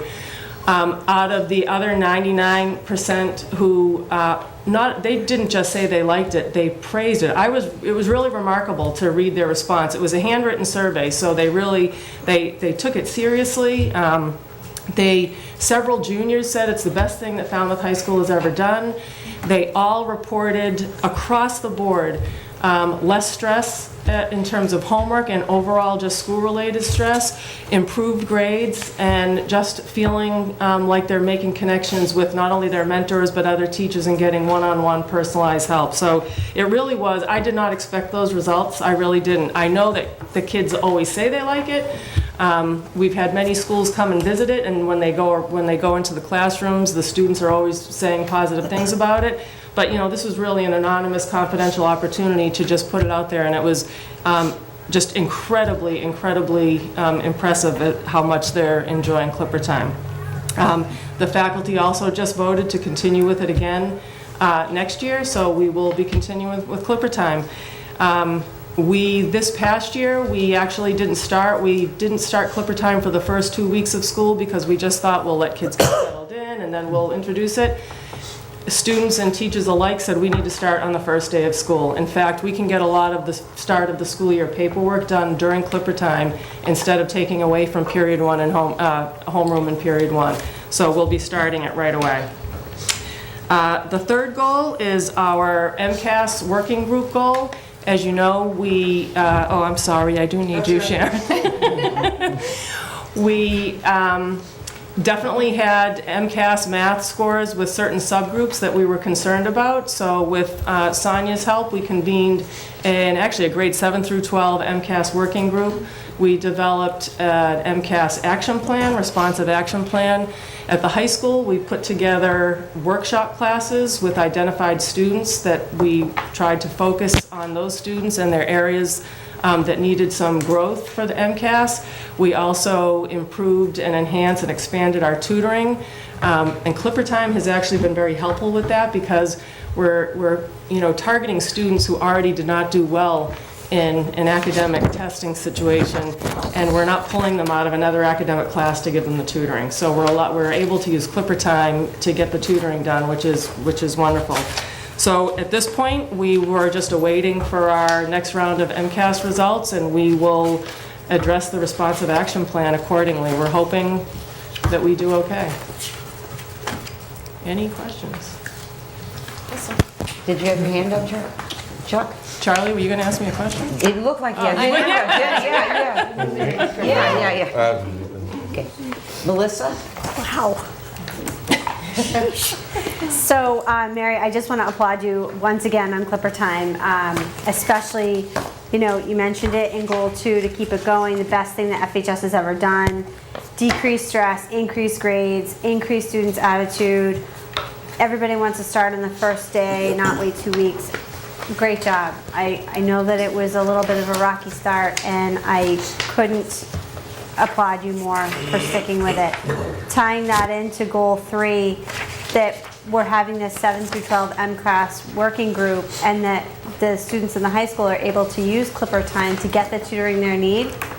I know. It seems like, why didn't we think of I this know, before? and it's one of those things, it's like, how can 33 minutes make such a difference? But it really has, it's incredible. And I can tell you, I have spoke with people that, students at the high school, perhaps babysitter, and they have said that it's a great thing, and it's really, they can see a difference in themselves, in their classmates, in the overall environment. So, and the juniors who responded to the survey, I looked at their answers the closest so far because they had freshman year without it. Right. And the 9th and 10th graders have really not known anything different.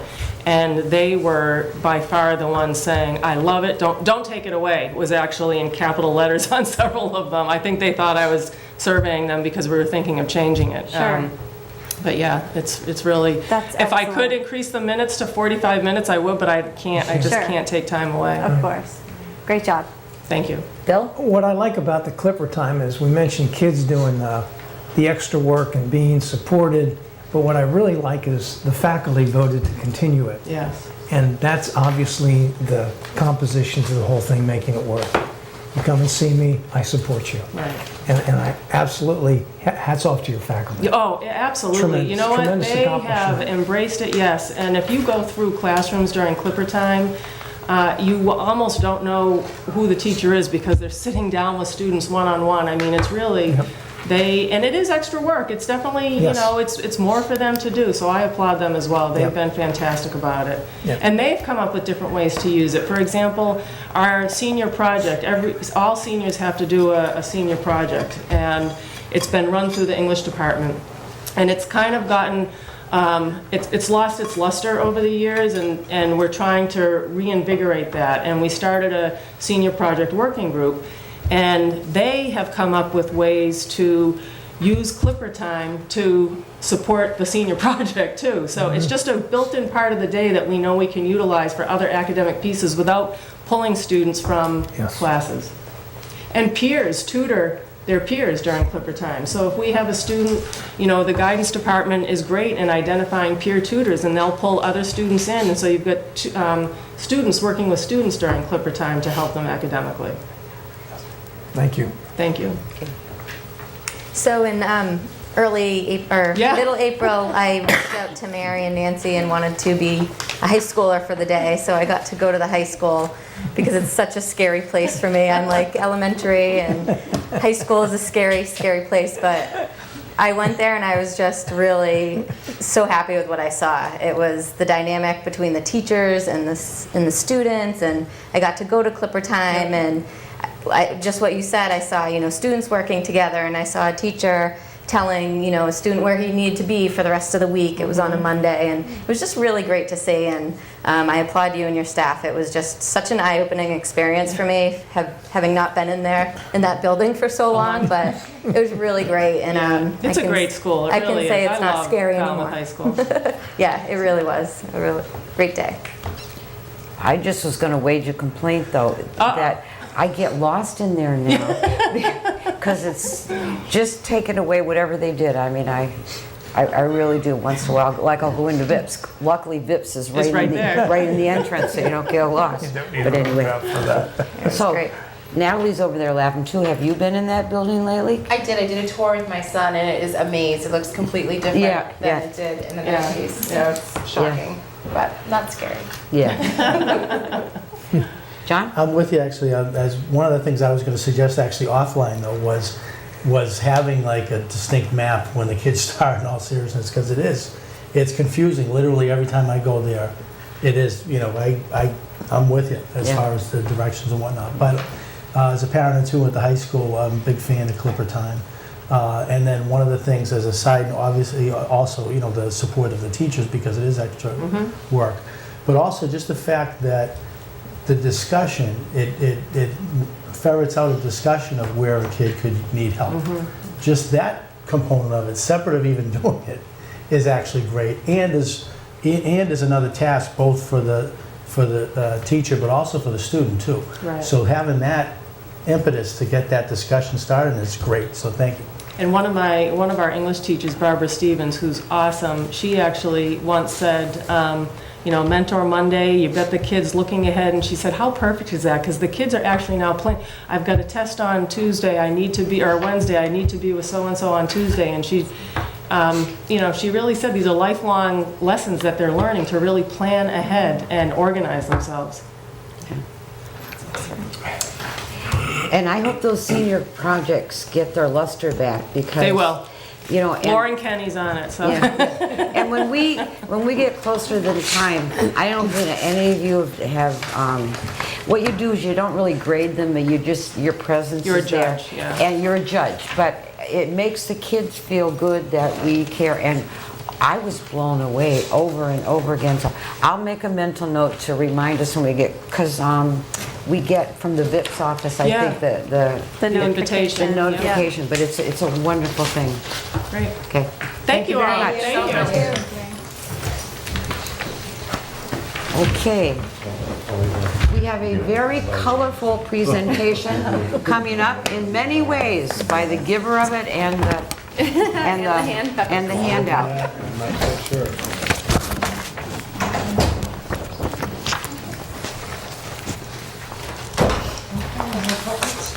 No puppets. No show tunes. No show tunes. No puppets, no show tunes. And no fresh market.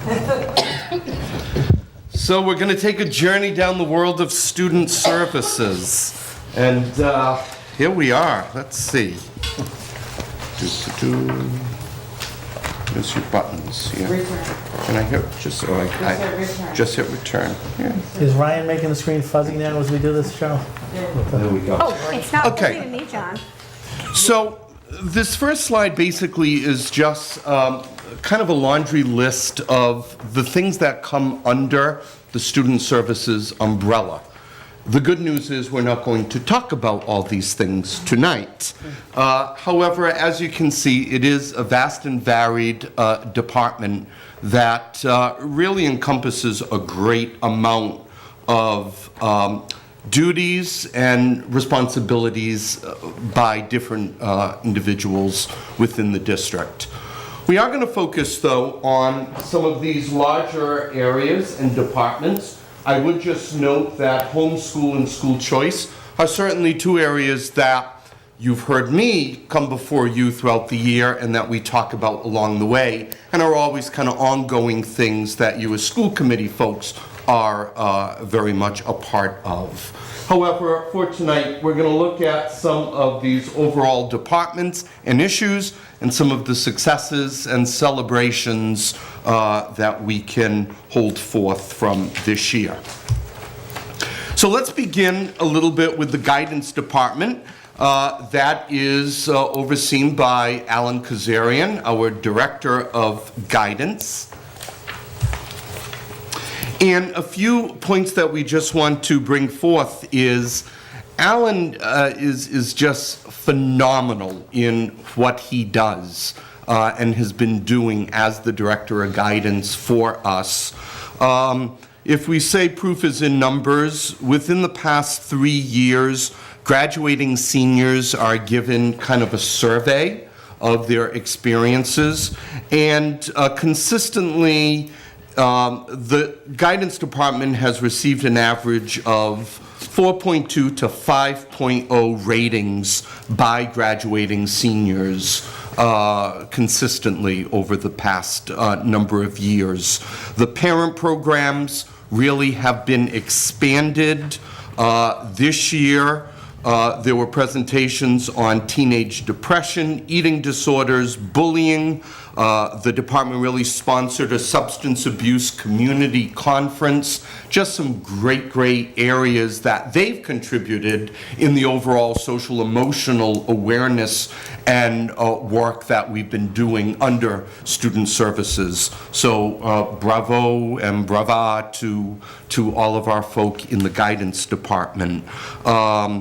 They, in addition, really have expanded with community partnerships, the work that's done with them at the high school, and our VIPS tutors helping students has expanded.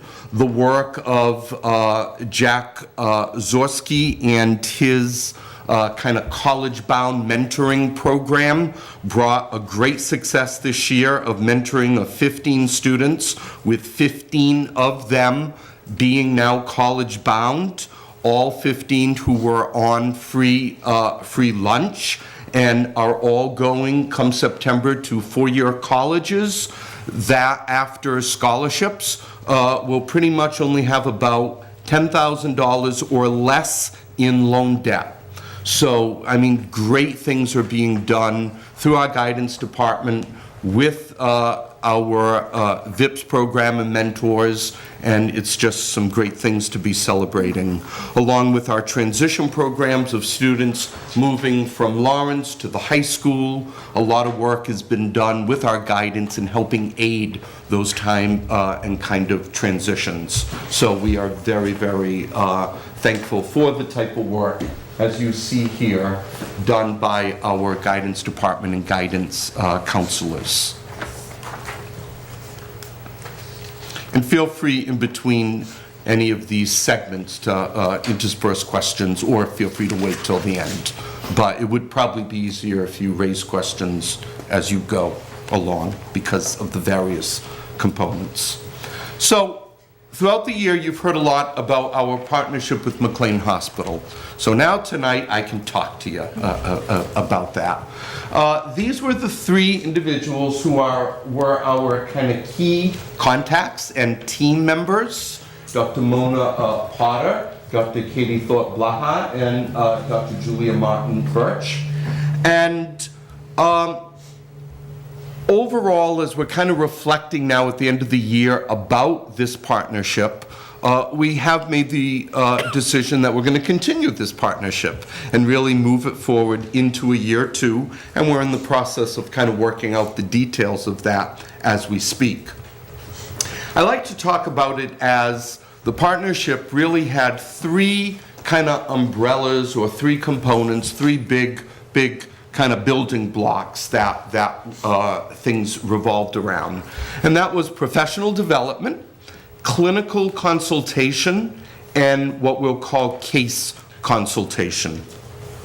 So in the area of professional development, that really began during the summer of this past year with a full-day administrative, principal, central office, we'll call it retreat, or professional development, in really better understanding the clinical profile of the type of kids we're seeing today, and what type of problems and what type of social emotional impacts that they were bringing or would be and are bringing into the schools and into the classrooms today. From there, it led to a professional development with all the administrators right at the prior of the start of the school year. That then led to a full day with the entire district staff, which was on that first professional development day at the end of August last year. And then throughout the year, there were other half-day PDs that were done with various pockets of staff, in addition to 8 weeks of 1-hour sessions with our school clinicians that were more clinical based in terms of the work that our school adjustment counselors and school psychologists do with students individually or in small groups. So really a whole variety of PD was done, looking at different topics that were appropriate and applicable, some that were specific for our Connect program teachers and clinicians as well. So overall, very, very successful, and we're having discussions now with, what are the next steps for next year, this coming year, around professional development.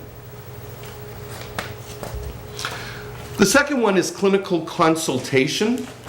There is something nice about when we need a child psychiatrist in order to have a psychiatric eval done, and sometimes that is done often as part of a special education process. There's something nice to be able to pick up a telephone and have a doctor's cell phone number and have something scheduled within a week and done, as opposed to finding out that there simply is no one available. And as many folks know, there is a real shortage of psychiatric services for children on the Cape. So trying to have a psychiatric consult done can be really difficult. This alone, for the 2 psychiatric evals that we needed to have done this year, the partnership alone, really gave a benefit to us by being able to have access to a real good child psychiatrist. In addition, there was program consultation that happened with our elementary Connect staff at the elementary level. That encompasses 3 classrooms. It's a new program that we were building with 3 individual classrooms, and so there was ongoing consultation done with that staff. In addition, as the year unfolded, that did expand, so sometimes there was that vertical consultation that was done with our Connect Morse Pond staff, along with our Lawrence staff, in addition to the high school. So it varied based on the needs and what it was that was trying to be accomplished in looking at and building out our program. And then there was some ongoing consultation that was just specific to our high school Connect and Bridge staff, around particularly for our clinicians, more of what we would consider almost a clinical supervision, as opposed to case consultation, which I'll talk about in a minute. So it was really providing our in-house clinicians with better tools, in terms of being able to really adjust their practice and grow as professional clinicians through the aid of our fellow team members. The third bucket then is the area of case consultation. And this really happened every week, weekly from 9:15 until 11:15 via a video conferencing platform. And in the course of the year, we had 54 student profiles that were presented by various teams at the various schools, the highest number being elementary schools, followed by high school, then the middle level. The teams varied, where often they were with administrators, SACs, but also the actual teacher of a classroom who might have been struggling with a student, a certain profile, trying to look at what type of interventions would work best, would be able to gather all around the table, the McKeon team on their end of the screen, and profiles were presented, interventions were given, follow-up sessions were done, and it was very, very successful. People would kind of let us know if they had a student they needed to kind of put on the docket for presentation, and just being able to have those experts be able to kind of look at a situation, look at what had been done in terms of an intervention, and provide feedback, and then follow-up, ongoing follow-up was really, really helpful. Can I ask a question about Sure. that? Were families informed about those? Mm-hmm. So yes, depending on the situation.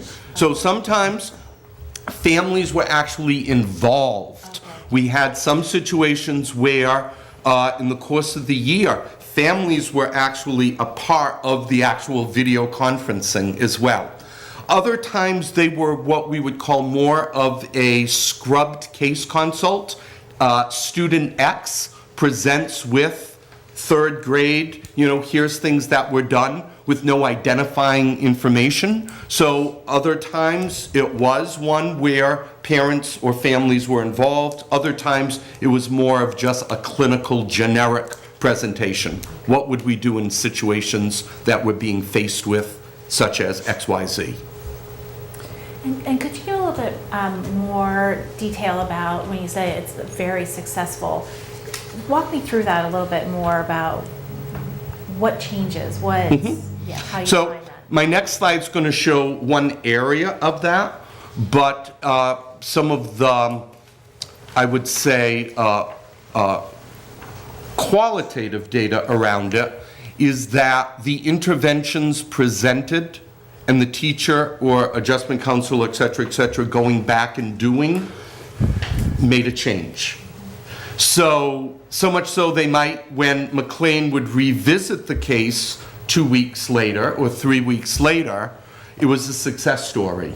Yeah, I needed to just implement this strategy instead of what I was doing. Other times, there was some more follow-up that went, and it was a matter of increasing either time with the school adjustment counselor, the type of work the school adjustment counselor was doing in a clinical session, perhaps, or other times it was putting other type of external places, interventions in place, or outside services. It really varied, but the success was pretty much what brought the student or the case to the table no longer needed to stay at the table. The other area becomes this next slide. And I'm not going to say it's the sole reason, but it definitely is part of the reason. Now, this slide is a little more detailed than the one you have in front of you. The big numbers are the same, but I've broken down some little numbers. So, if we look at fiscal year 17, the tutoring costs we had for students hospitalized, and that is, if a student is hospitalized, they still receive educational services. We contract with agencies that provide those services in the hospital. The majority of our hospitalizations are not for medical. but usually due to psychiatric reasons, with a small percentage being for substance abuse treatment. So in fiscal year 17, we had 37 students hospitalized, to which we paid $27,960 in tutoring costs. Those are just for students hospitalized. This year, it has gone down to 20 students, and it was at a cost of $9,000. So, that's quite good. That's quite, remarkable. Ideally, we really want to see no students hospitalized. But I think what really becomes a dramatic case for what we do through our partnership with McLean, through our Bridge program, through our Connect program, is really what you see in blue. So these are the costs for paying for tutoring for students who they may not be hospitalized. In fact, they're not hospitalized. They simply are unable to attend school because they have doctor's notes basically stating that either, yes, there is a percentage, as you'll see, where there is some medical reasons why they cannot attend school, concussions, things as such, recuperation from accidents, things like that. However, the majority of students who fall under this umbrella are out of school because of emotional issues. They have doctor's notes stating that due to issues around anxiety or depression, that they are unable to be in school. We still have the obligation to provide tutoring. However, we've really, really looked at that over the past, for 3 years particularly. So in fiscal year 16, we had 63 students at a cost of $120,000. If you look all the way to the right, we are now at 34 students, and this year we're going and ending at 47,244. You can also see the breakdown of emotional from 36 in FY16 to 27 to 23. And although there's not a big difference between 23 and 27, why you see such a reduction in the overall cost is because the length of time the student is out has been cut dramatically. Where before this student in FY17 was out with a doctor's note for 6, 7, 8 months, it is now cut whereby it may now only be a month or 2. And really, it's crediting a lot of reasons. The work being done in Connect, the work being done in Bridge, the work being done with really monitoring these students, our school adjustment counselors and administrators putting plans in place. We know that students who suffer from school anxiety, the worst thing is keeping them out of school longer and longer and longer. It just makes it harder and harder and harder. So a lot of discussion is happening around what are ways that we can provide interventions for these students to be able to bring them back in, to do different types of exposure therapies. And these are the types of conversations that McLean is having with our clinicians in setting up protocols, setting up meetings, really monitoring, having conversations with our pediatricians and our outside providers. And, I only take the credit in terms of having the good people who are doing this work and really day in and day out having these discussions and tightening up those protocols. But I think the numbers show that it's helping. And it helps on many levels. Sure, fiscally, it's positive, but for each of these numbers, for each of these students, that is it. It's a student. And it's a student in a crisis who we're actually helping. Melissa has a question for you, Charlie. Charlie, have we had any school choice students this year come to Falmouth because of our McLean Hospital partnership? If so, we don't know. No, I'm not sure. I mean, when we get the school choice people applications, we have that spot that asks, how did you hear? Why are you here? No one kind of outwardly said because of McLean Hospital. Usually it's because we'll hear things, if it's not, my cousin comes here, it's a good school.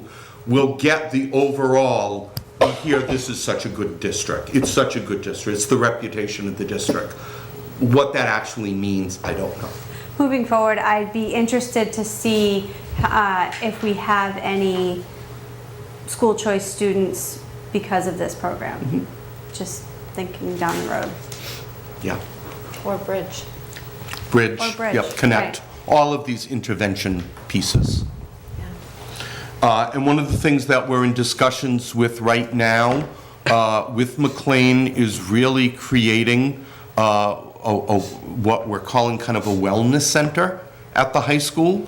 It's really looking at the work of our school adjustment counselors who are not connected with Bridge, who are not connected with the Connect program, but they are simply our school adjustment counselors who really, again, they are the ones also who have done such a great job with these students, because these are the ones who often aren't identified yet as being a Connect kid or a Bridge kid.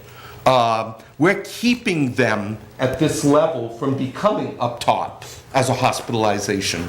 So we're really looking at what that looks like at a school level without being a program. And it's looking at it with particularly one of our adjustment counselors at the high school, Laura Finton, as a wellness center and what that would look like. And there's some work and discussions that's being done this summer about that rather. So we'll see. Okay, so that's McLean. All right, let me just talk about two other things. You've heard over the years a lot about Calmer Choice. We're now finishing year 2 of our 3-year Tower Foundations $51,000 grant that we received. This year's focus was about building sustainability, in which all our school adjustment counselors were kind of trained in the Calmer Choice model. Again, Calmer Choice is, a curriculum. It's an organization, but it's a curriculum and an organization that does mindfulness. So the bottom line is, at the end of year 3, which is this coming year, just because our gradual release is from Calmer Choice, what we've done is we've built the capacity around mindfulness with our staff. Because again, that is beyond a curriculum or an organization. And the research does show the great benefits around mindfulness and mindful practice.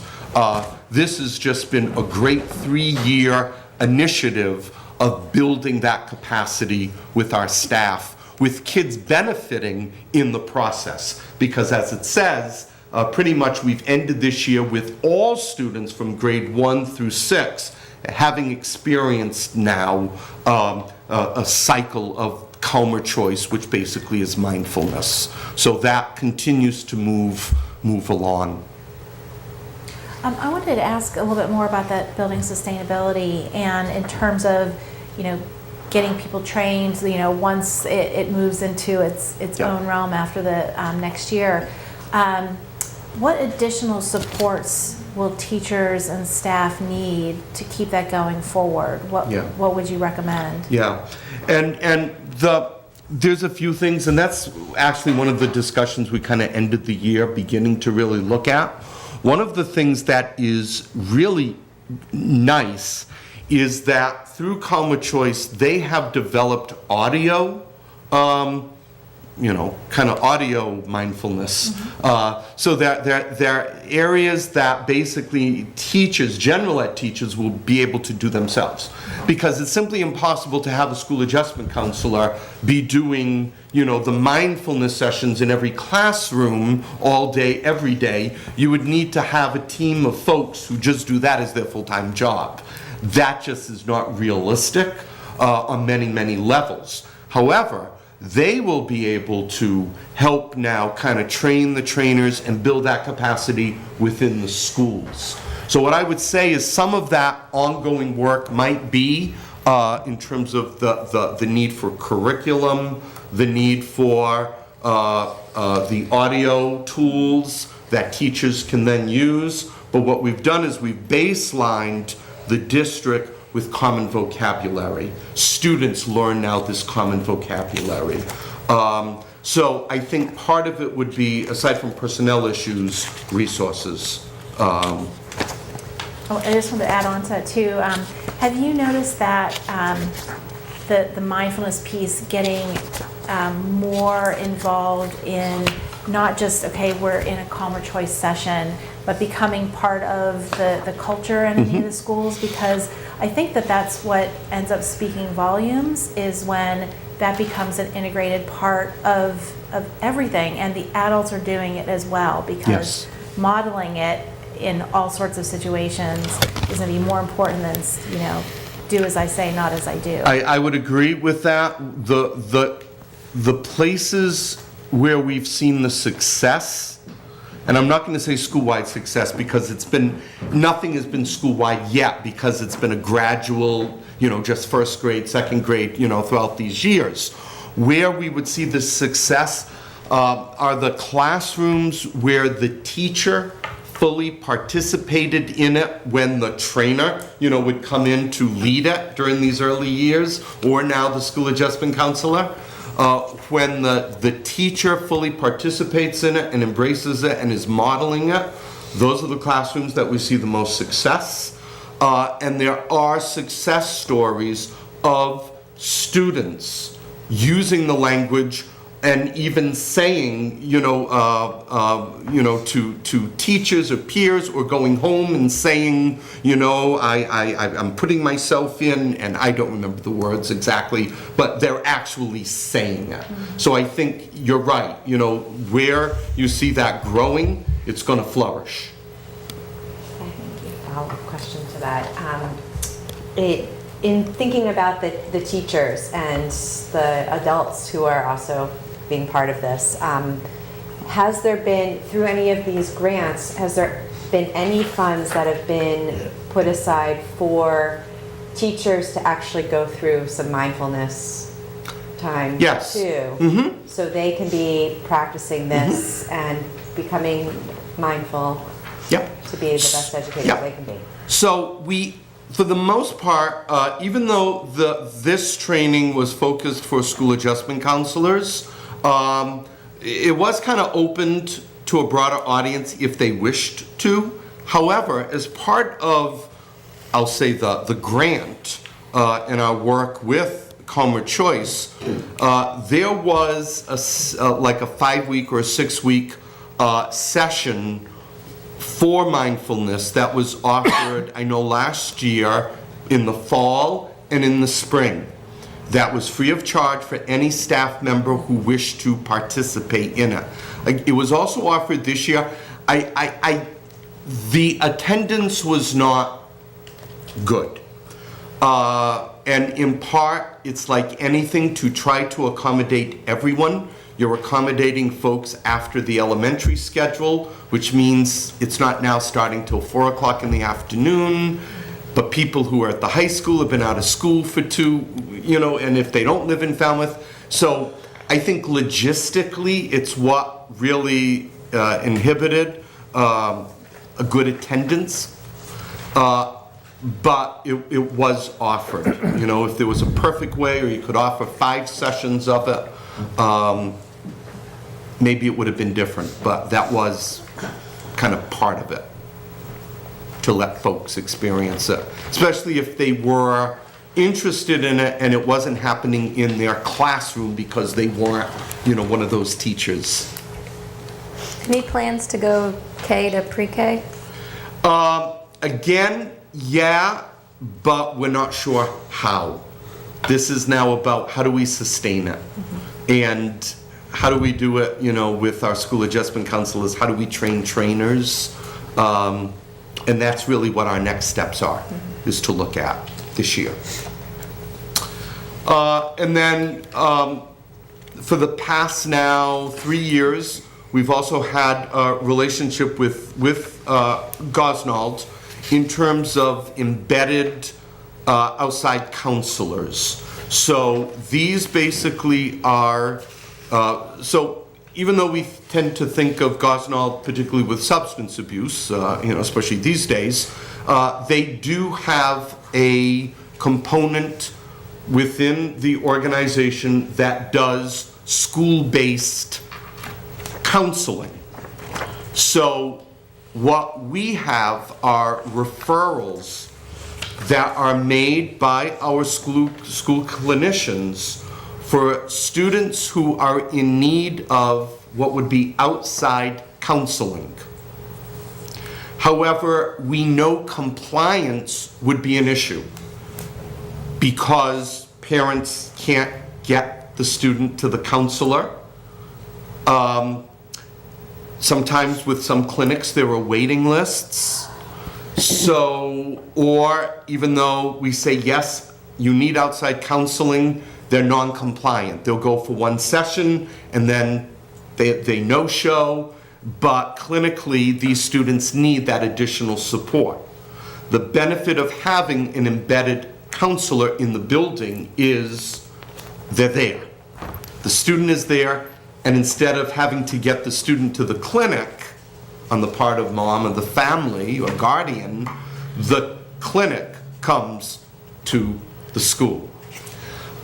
We definitely see the need as, this year we had 104 students who were served. You heard in Lawrence's presentation that their counselor, their embedded counselor, is up to 4 days a week worth of services. The counselor that has been working in East Falmouth, I believe come September is going to be up to 5 days a week.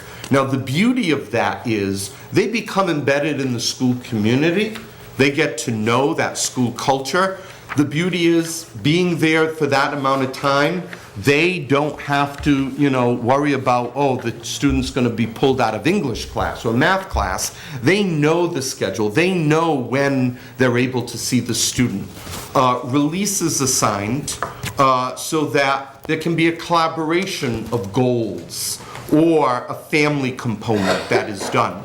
So it's been a real beneficial program. What we find is it really works best when the student or the counselor is able to really be in that building, as opposed to they come for half a morning and see 6 of their clients and then leave. And what we're noticing is there is a student need for these outside services. So that has been another real good component that's been expanded and grown. Any questions on that? Or else we're moving on. Okay. So I do need to just give 2 thank yous to, speaking of our community partners, in addition to that tower grant from 3 years ago.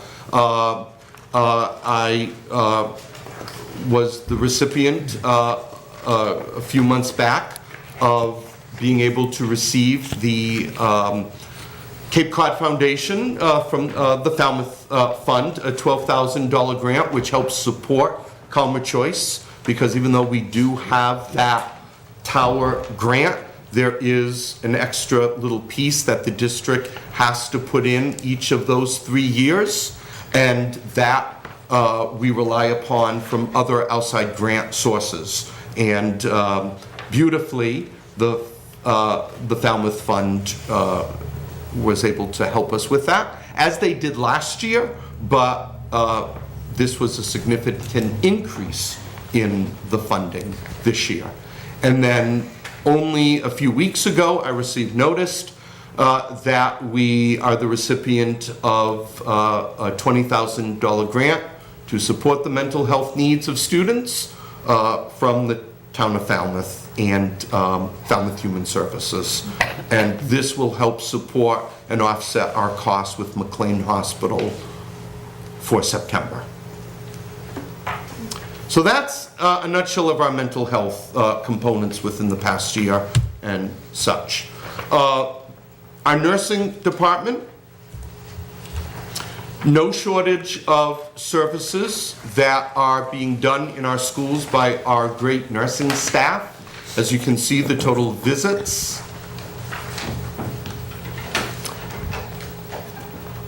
I think the numbers here really speak for themselves in terms of the amount of work that is happening in our health service offices in each of our schools, along with the amount of medication that is administered by what is one nurse in one school, except for the high school, which has 2 nurses.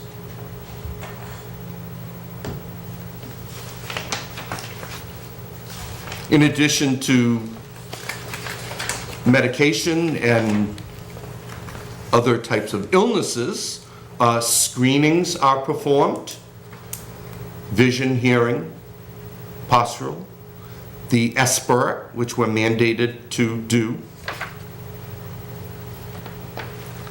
at least 2 grade levels. Can I just speak to the Yep. screening?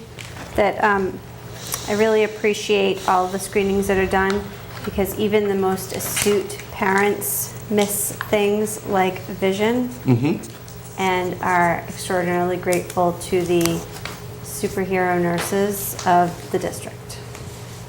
Absolutely, absolutely. Yep. And you'll see too that in red for the hearing and the vision, some of their screenings are done via referrals because someone has a concern and are being proactive, and often sometimes it's the classroom teacher, you know, who's really noticing something, and then kudos to he or she, kudos then to the nurses. Here is kind of the breakdown of what we're seeing in terms of health conditions over a kind of a span of different years.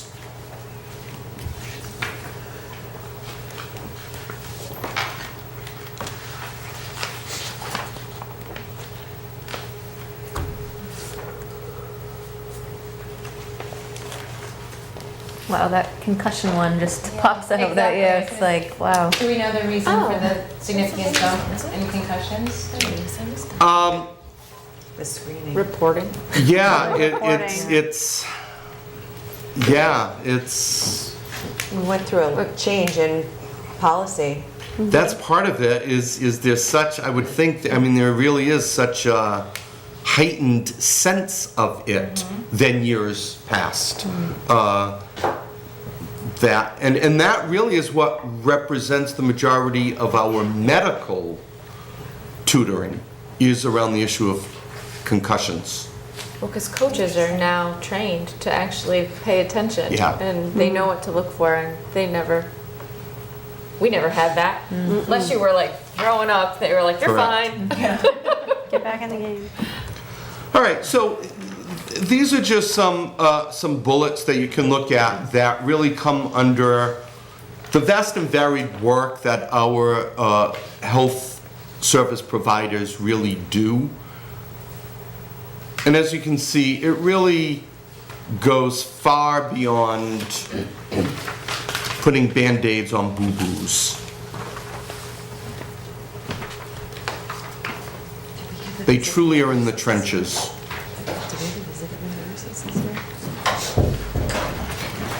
And then we provide some benefits of why we make the investment we make in them as a department.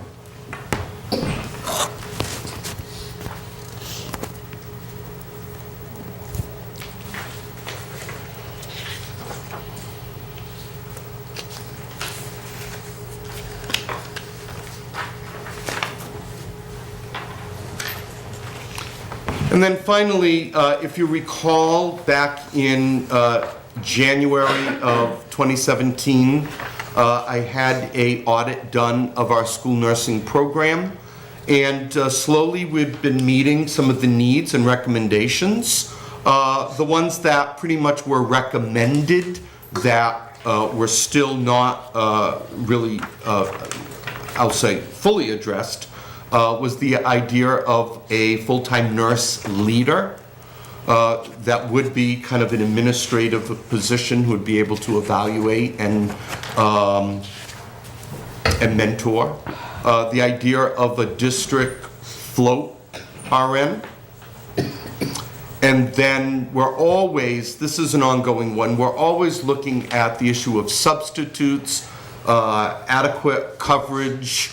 It's one of those things where if we raise the pay for nurse substitutes, the neighboring town raises their pay higher. So everyone's competing against because there's such a limited pool. We kind of stabilized a bit this year in terms of being able to use our personnel wisely and bring on some new subs, but then as soon as you bring some on, something happens, someone has to leave, so it's always moving targets. But it's something that, again, we're always kind of looking at. We've got a great group of nurses in this district. Okay. So another piece of what we handle and look at is the Wellness Committee, and we have members of the Wellness Committee here in this room. Our school physician, I want to give really a shout out to Dr. Greg Parkinson.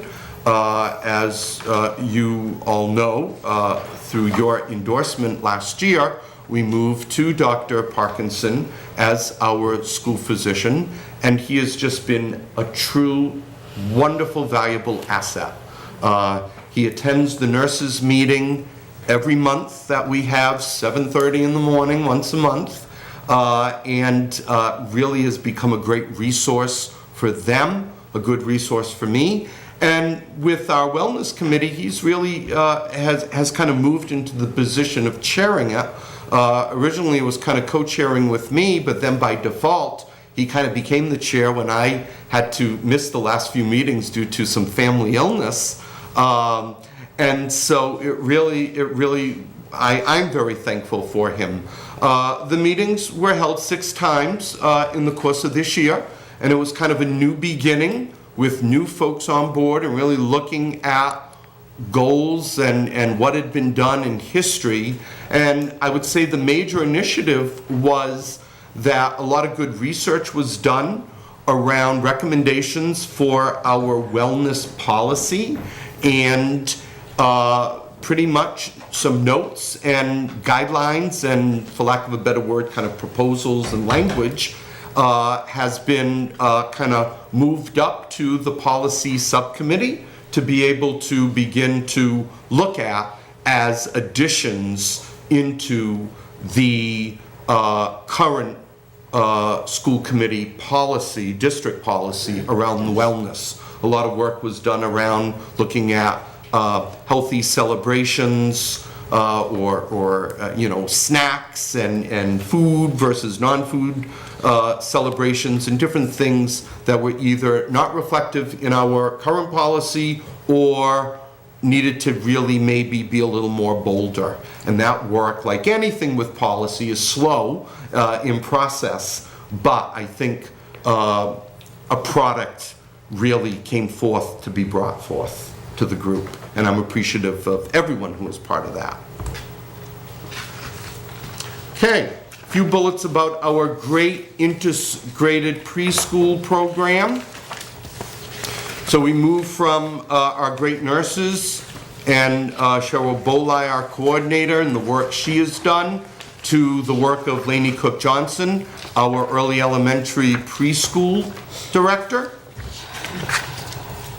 So we have 5 integrated preschool teachers who are certified as both general ed and special ed for our students. We have 2 speech pathologists who are dedicated just to our preschool. We have an OT, a physical therapist, a psychologist, all who have their arms around our preschool. And this year, we also had a school adjustment counselor assigned simply to put her arms around the preschool. So it really is a team approach for the preschool. We had a total of 113 children enrolled, 50 of those students with special needs, and 63 being there with their peers. We have 4 and 5 day sessions.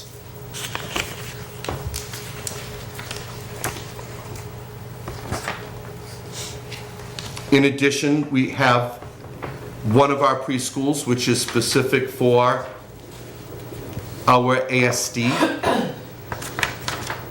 population.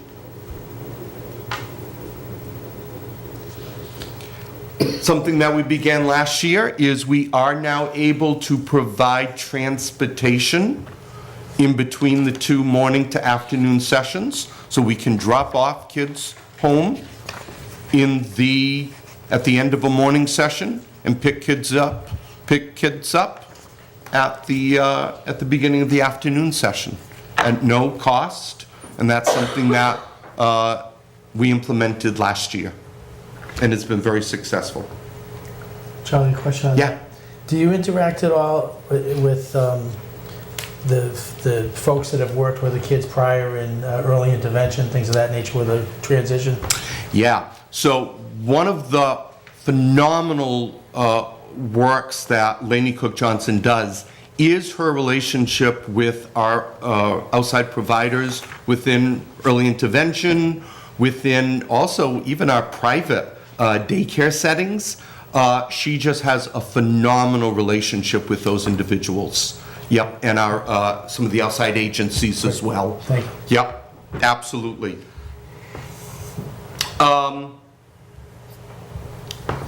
So we've got a few little slides here of our preschools, and as we did this year, they currently are all housed at T-Ticket, which is where our ASD preschool was. Now all our preschools are there. One of the benefits of that is, again, they can work as a team approach. We can consolidate resources specific to just that population that are there, and T-Ticket's been able to accommodate them space-wise.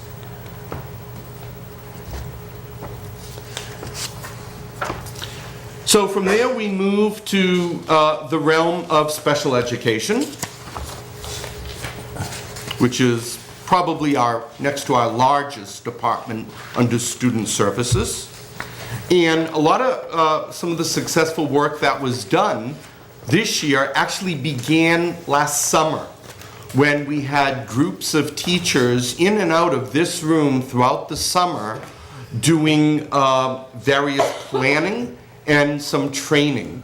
So a lot of the work, although the Bridge program is not a special education program, I did add this in here because some of our personnel goes between Bridge and Connect, which is special education.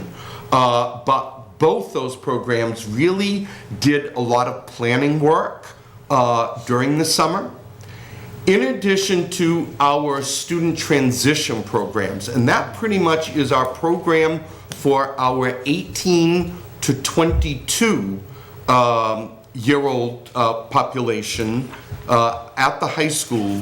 A lot of work was done over the summer in really looking to build that program. And it really did some awesome stuff this year.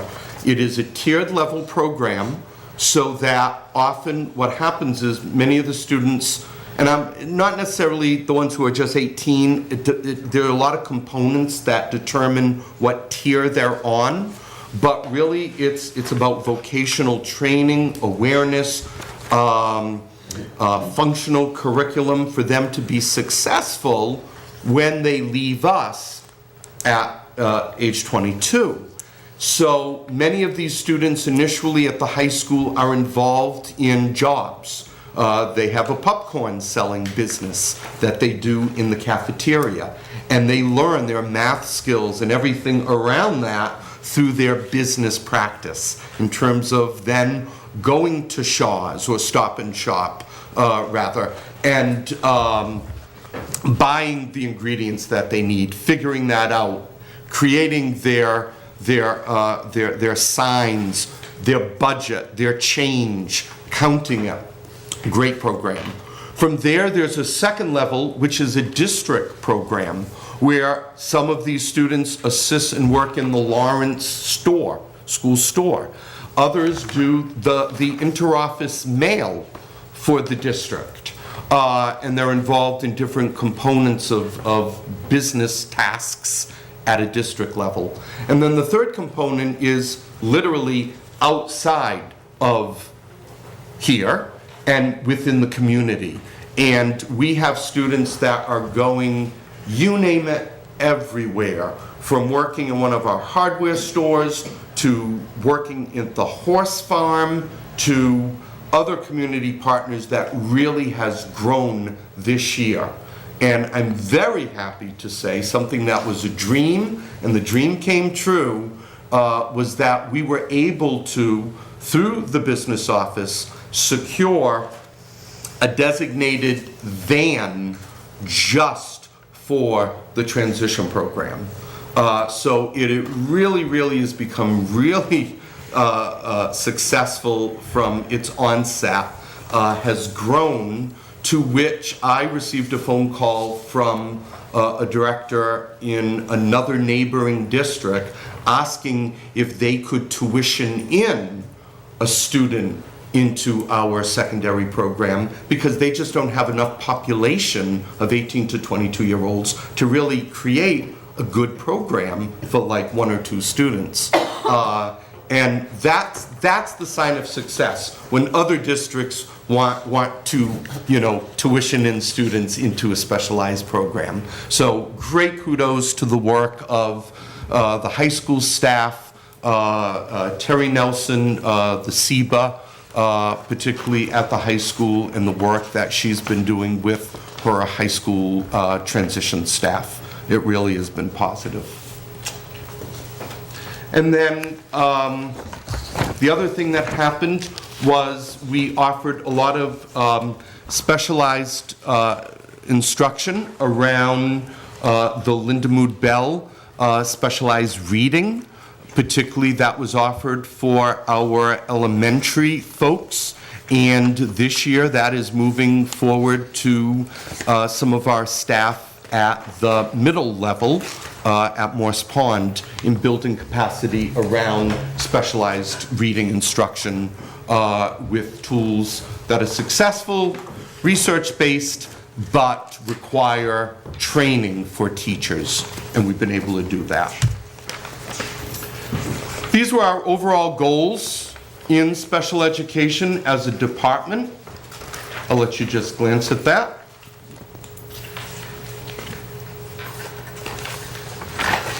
And this would be the time where I would say our special education department would not be as successful as it is if it wasn't for the success of the model we have with having special ed building-based administrators in each of the schools. It is an expensive model, no doubt about it, but it's a model that brings success on many levels.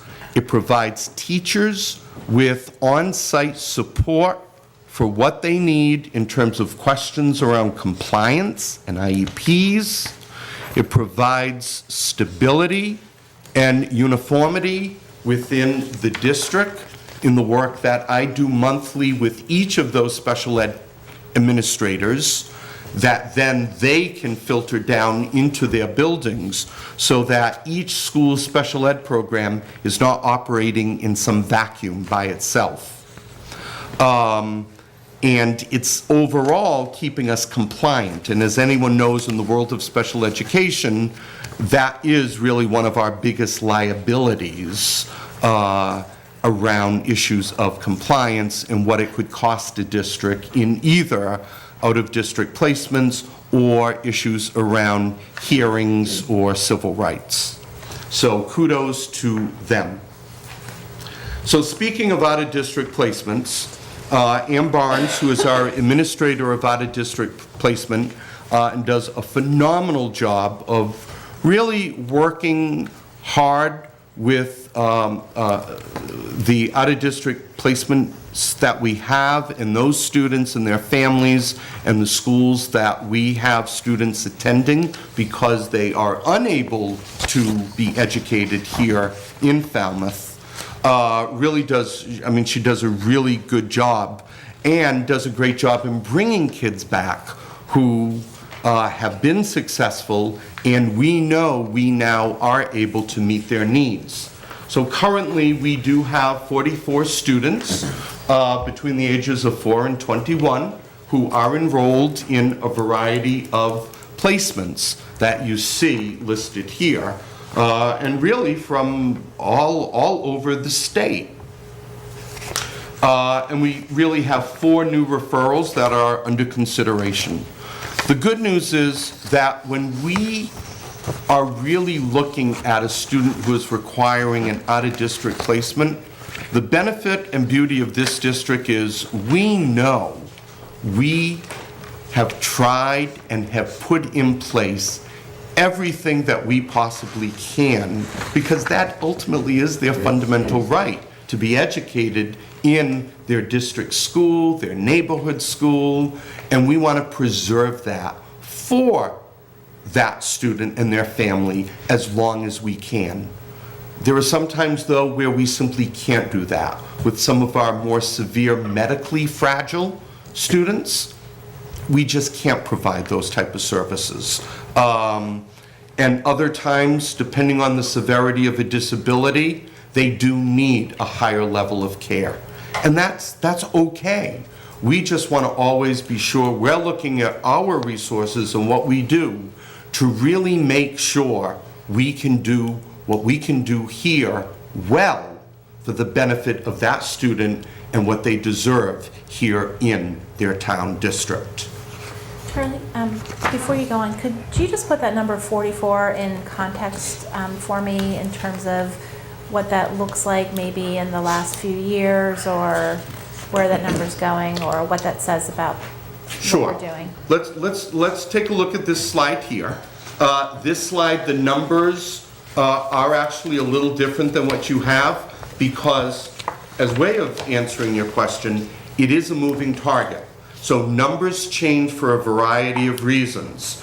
All of a sudden, an out-of-district student who might be DCF'd involved, all of a sudden moves, is no longer our fiscal responsibility, becomes part of another district, so numbers constantly fluctuate. So for example, our FY tuition for this year was set at $3,320,000. Our projected tuition right now is $3,662,000. A lot of factors are because of the increase of tuition rates at the various schools that we send folks to. These expenses are offset, as you see, in some cases by cost share with DCF, if the student, is applicable to that situation. We do get what is called a circuit breaker reimbursement for services provided. So the more services a student has on their IEP grid and receives, there is formulas that are calculated by my wonderful staff, Donna, and prior to her, Barbara, who take care of circuit breaker, and we receive a reimbursement. It's anticipated, it's a 72% reimbursement on the tuition costs above that number, which is a foundation. Patrick can actually flush out that, but it's late and I know we don't want to talk about numbers right now. So the good news is our out-of-district numbers really have kind of decreased over the long term. From when Sharon was across the hall in the office, you saw numbers of out of district of 52, 53, 54. yeah, 50s into 60s. And so we've really made a good dent. Part of the reason is because of our district programs. We, this year, probably only sent 2 students currently in district out of district. Where in the past, we would have probably averaged 4 to 5.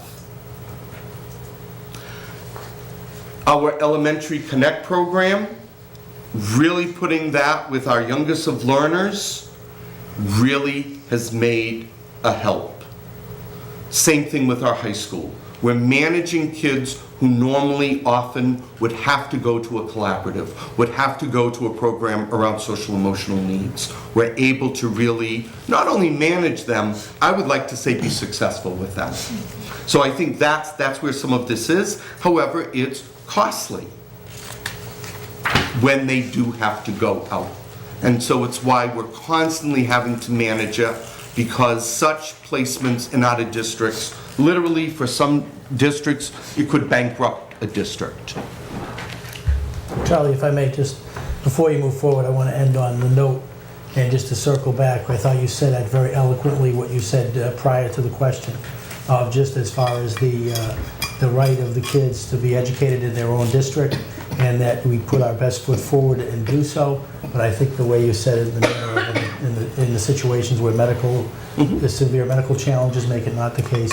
So I just really kudos to how you phrased that. Thank you. And I think it really synopsized it. Thank you. So from there, we go to the work that we've done for the past 3 years around inclusion. When we talk about inclusion, you've heard me speak over the past years around our work with Dr. Deb Harris, who is our consultant, the work we've done around growing our co-teaching partnerships. It has been really a successful endeavor, rather. Really, these were our 3-year building blocks, these next 3 slides. I won't go over all of them, but pretty much we built capacity around our teachers with the foundation of what was called RISE training. And RISE training was a 4-day training where we took general ed teachers who are going to be partnered with special ed teachers in co-taught or inclusion settings, and we provided them with these 4-day trainings. And we've done this consistently over the past 3 years, where we've really developed capacity around what should an inclusion classroom look like. And what should that classroom look like when a special education teacher is in that room with the general education teacher? What should that look like to best service our kids? And so these were our tasks over the past 3 years. It brings us to the end of this year, which was about gradual release. However, we still have some work to do around this. Dr. Harris ended this year with visits to each school and with each of the administrators in each of the schools, providing them with literally a binder of kind of her next steps for them and the school. And really it's about working now further with the administrative team around providing supportive accountability to these teachers and what they're doing in their classrooms. And we're looking now at more innovative ways where we can sustain RISE training with our newer personnel. Dr. Harris is retiring, but like anyone who retires, you never really fully retire. And she's creating some vehicles for some of this stuff to still continue through some virtual sites and webinars and other kind of creative means. And so we're in the process of really looking at a plan around the training component to continue on her work. And then the last thing is you've heard over the past 2 years really around our coordinated program review, or for lack of a better word, our state audit, in which during that week of May 7th, we had our on-site visit in the areas of civil rights, special education, English language learners, and our high school vocational program. The visit itself went very, very well. It was the culmination of 2 very long years of work in preparing for this, through our self-study, through our work, Sonia at the helm of the ELL and the vocational component, and myself with civil rights and special education. We are awaiting our report, the preliminary report, which really could come any day or any week this summer. We do not anticipate any, big surprises. If there are a few little things here and there, then those are things that we would be found to be either not implementing or partially implementing, and we would put in place some corrective action plans. And if I were a betting man, I would say it would be a handful of things. Some things which we already identified through our self-review and have already kind of put corrective action in place. So if we are cited, okay, we've already fixed it. And if we're not cited, well, we already became aware of it and we're already doing it. So it was a long process, but I think in the end, it's a great reflection of the hard work that everyone in this district does, and that overall the good shape that we are in these particularly important areas for so many reasons. And so finally, on behalf of the Department of Student Services, and the folks under my umbrella, we want to thank you for your continued support, because if it be budget or policy, it affects every one of these slides. And at the end of the day, it really is about helping our children, and particularly within this department, the most vulnerable of our learners, from the youngest to the oldest. And so I just personally thank you for your support. There it is. Thank you. Thank you, Charlie. Yeah. A lot, thank you. Okay. Now we'll begin to conduct routine business. So we had asked for further clarification on the minutes of May 23rd. So I don't know if we want to vote these separately or together. I think we have to do them separate. I think we have to. Okay. So is there a motion to accept the minutes from May 23rd? I'll actually motion we accept the minutes from May 23rd. Ooh la la. Okay. all I'll right. second. Okay. All those in favor? Aye. Any opposed or abstaining? Okay, then there's the minutes of June 12th. May I have a motion? I motion we approve the minutes from June 12th. I'll second again. Okay, all those who say aye? Aye. Or opposed or abstaining? Oh, can I make a comment? No? Sorry.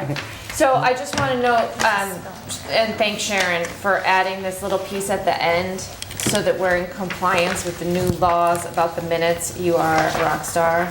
I completely forgot all about it, but until I saw it on there, thank you. Okay, on here is an item called the approval of the bill schedule. Patrick, can you say anything about that, or? I'm sorry, it's new to me. Yeah, so- that's all right. Last summer, the committee voted to limit the number of people signing the bill schedule to one person as needed instead of a quorum. The other piece of that was, on a periodic basis, we would make sure that the school committee has sort of a list of what has been approved, and that, I think we did that once, I think, during the year, and Leah asked for it at the last meeting, after the meeting, and I provided a report to, I'm not sure, to the superintendent and then that got passed along. So we can continue providing that update going forward. Do we need to approve that, or? We don't have it though, so. right. Yeah. Yeah. So Okay. next time. Next time we will. Yeah. Next time we will. Okay. That's fine. The superintendent, there wasn't much more on her report, so we want to say that. There are reports from the different directors, from Cindy, from Joanne, from Zach. Okay, that if you, once you've read through them, you can forward questions to Nancy and she'll report to them. Sonia, does anybody have any questions for Sonia? Or would you like to say anything? If you can. She's suffering from that laryngitis. The voice is starting to come back, so okay. I'm happy to answer any questions, but it's been an amazing spring of celebrating our student successes, so I just wanted to share a couple pictures with you. Thank you. Thank you. And Zach, Patrick?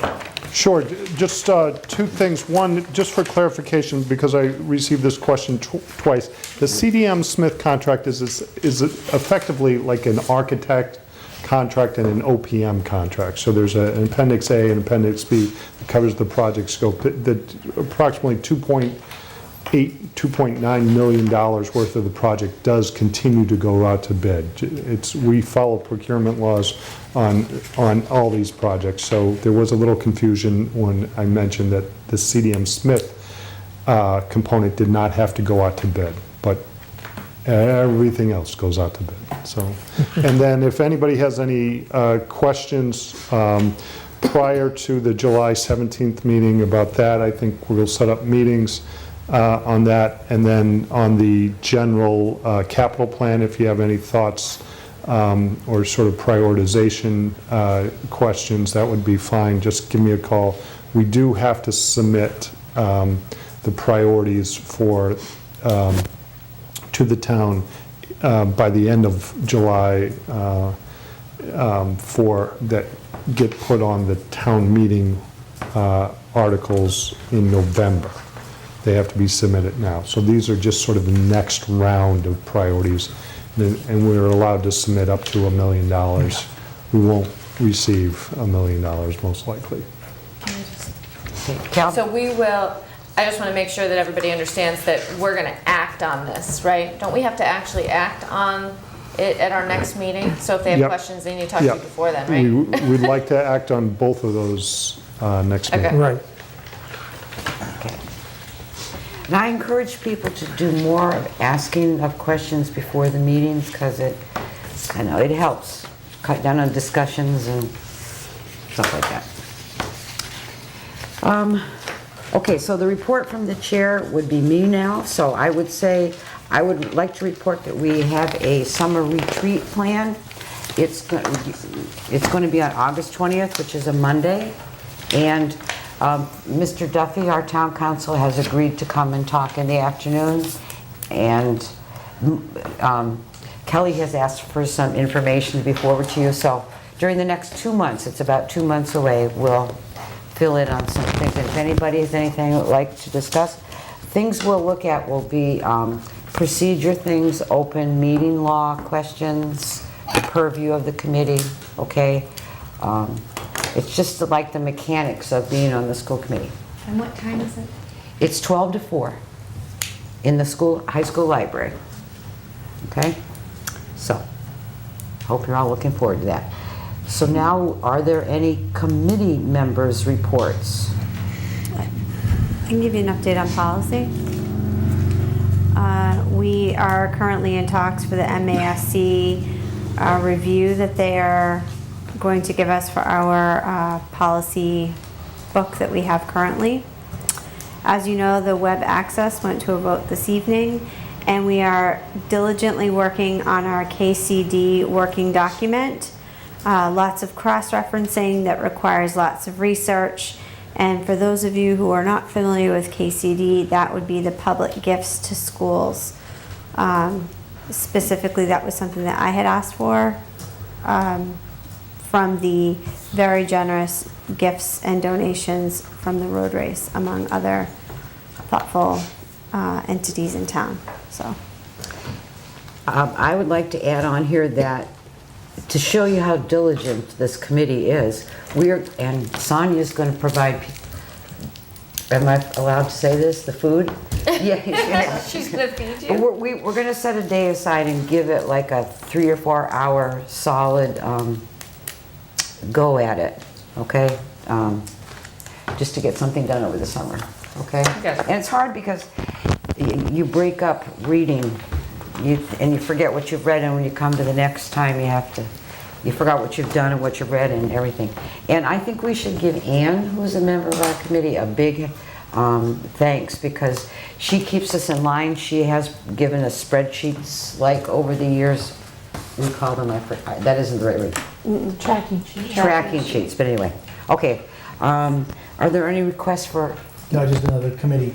Oh, I'm sorry, yeah. Okay. For the Cape Cod Collaborative, we did hire, and I can disclose the person now, an Assistant Director of Special Education. It's Christina Caputo, who was the Director of Special Education at the Bourne School District. So a great addition. We're really happy to have her on board.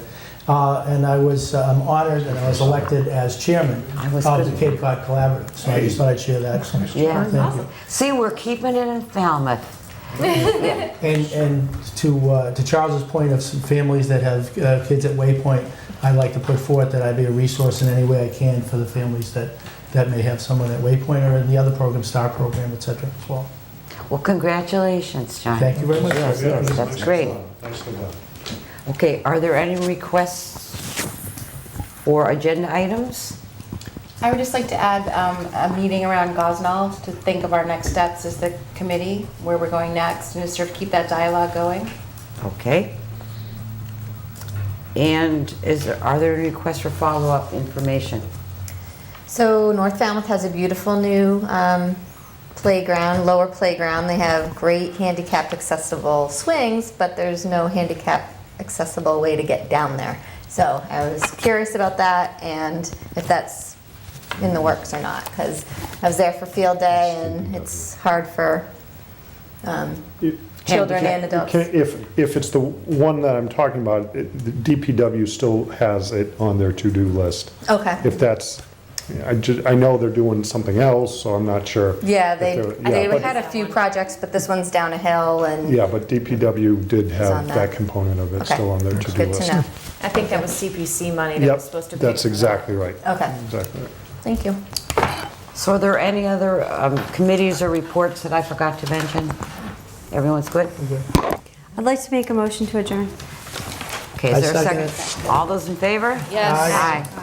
Any opposed or abstaining? You can meet by yourself if you want.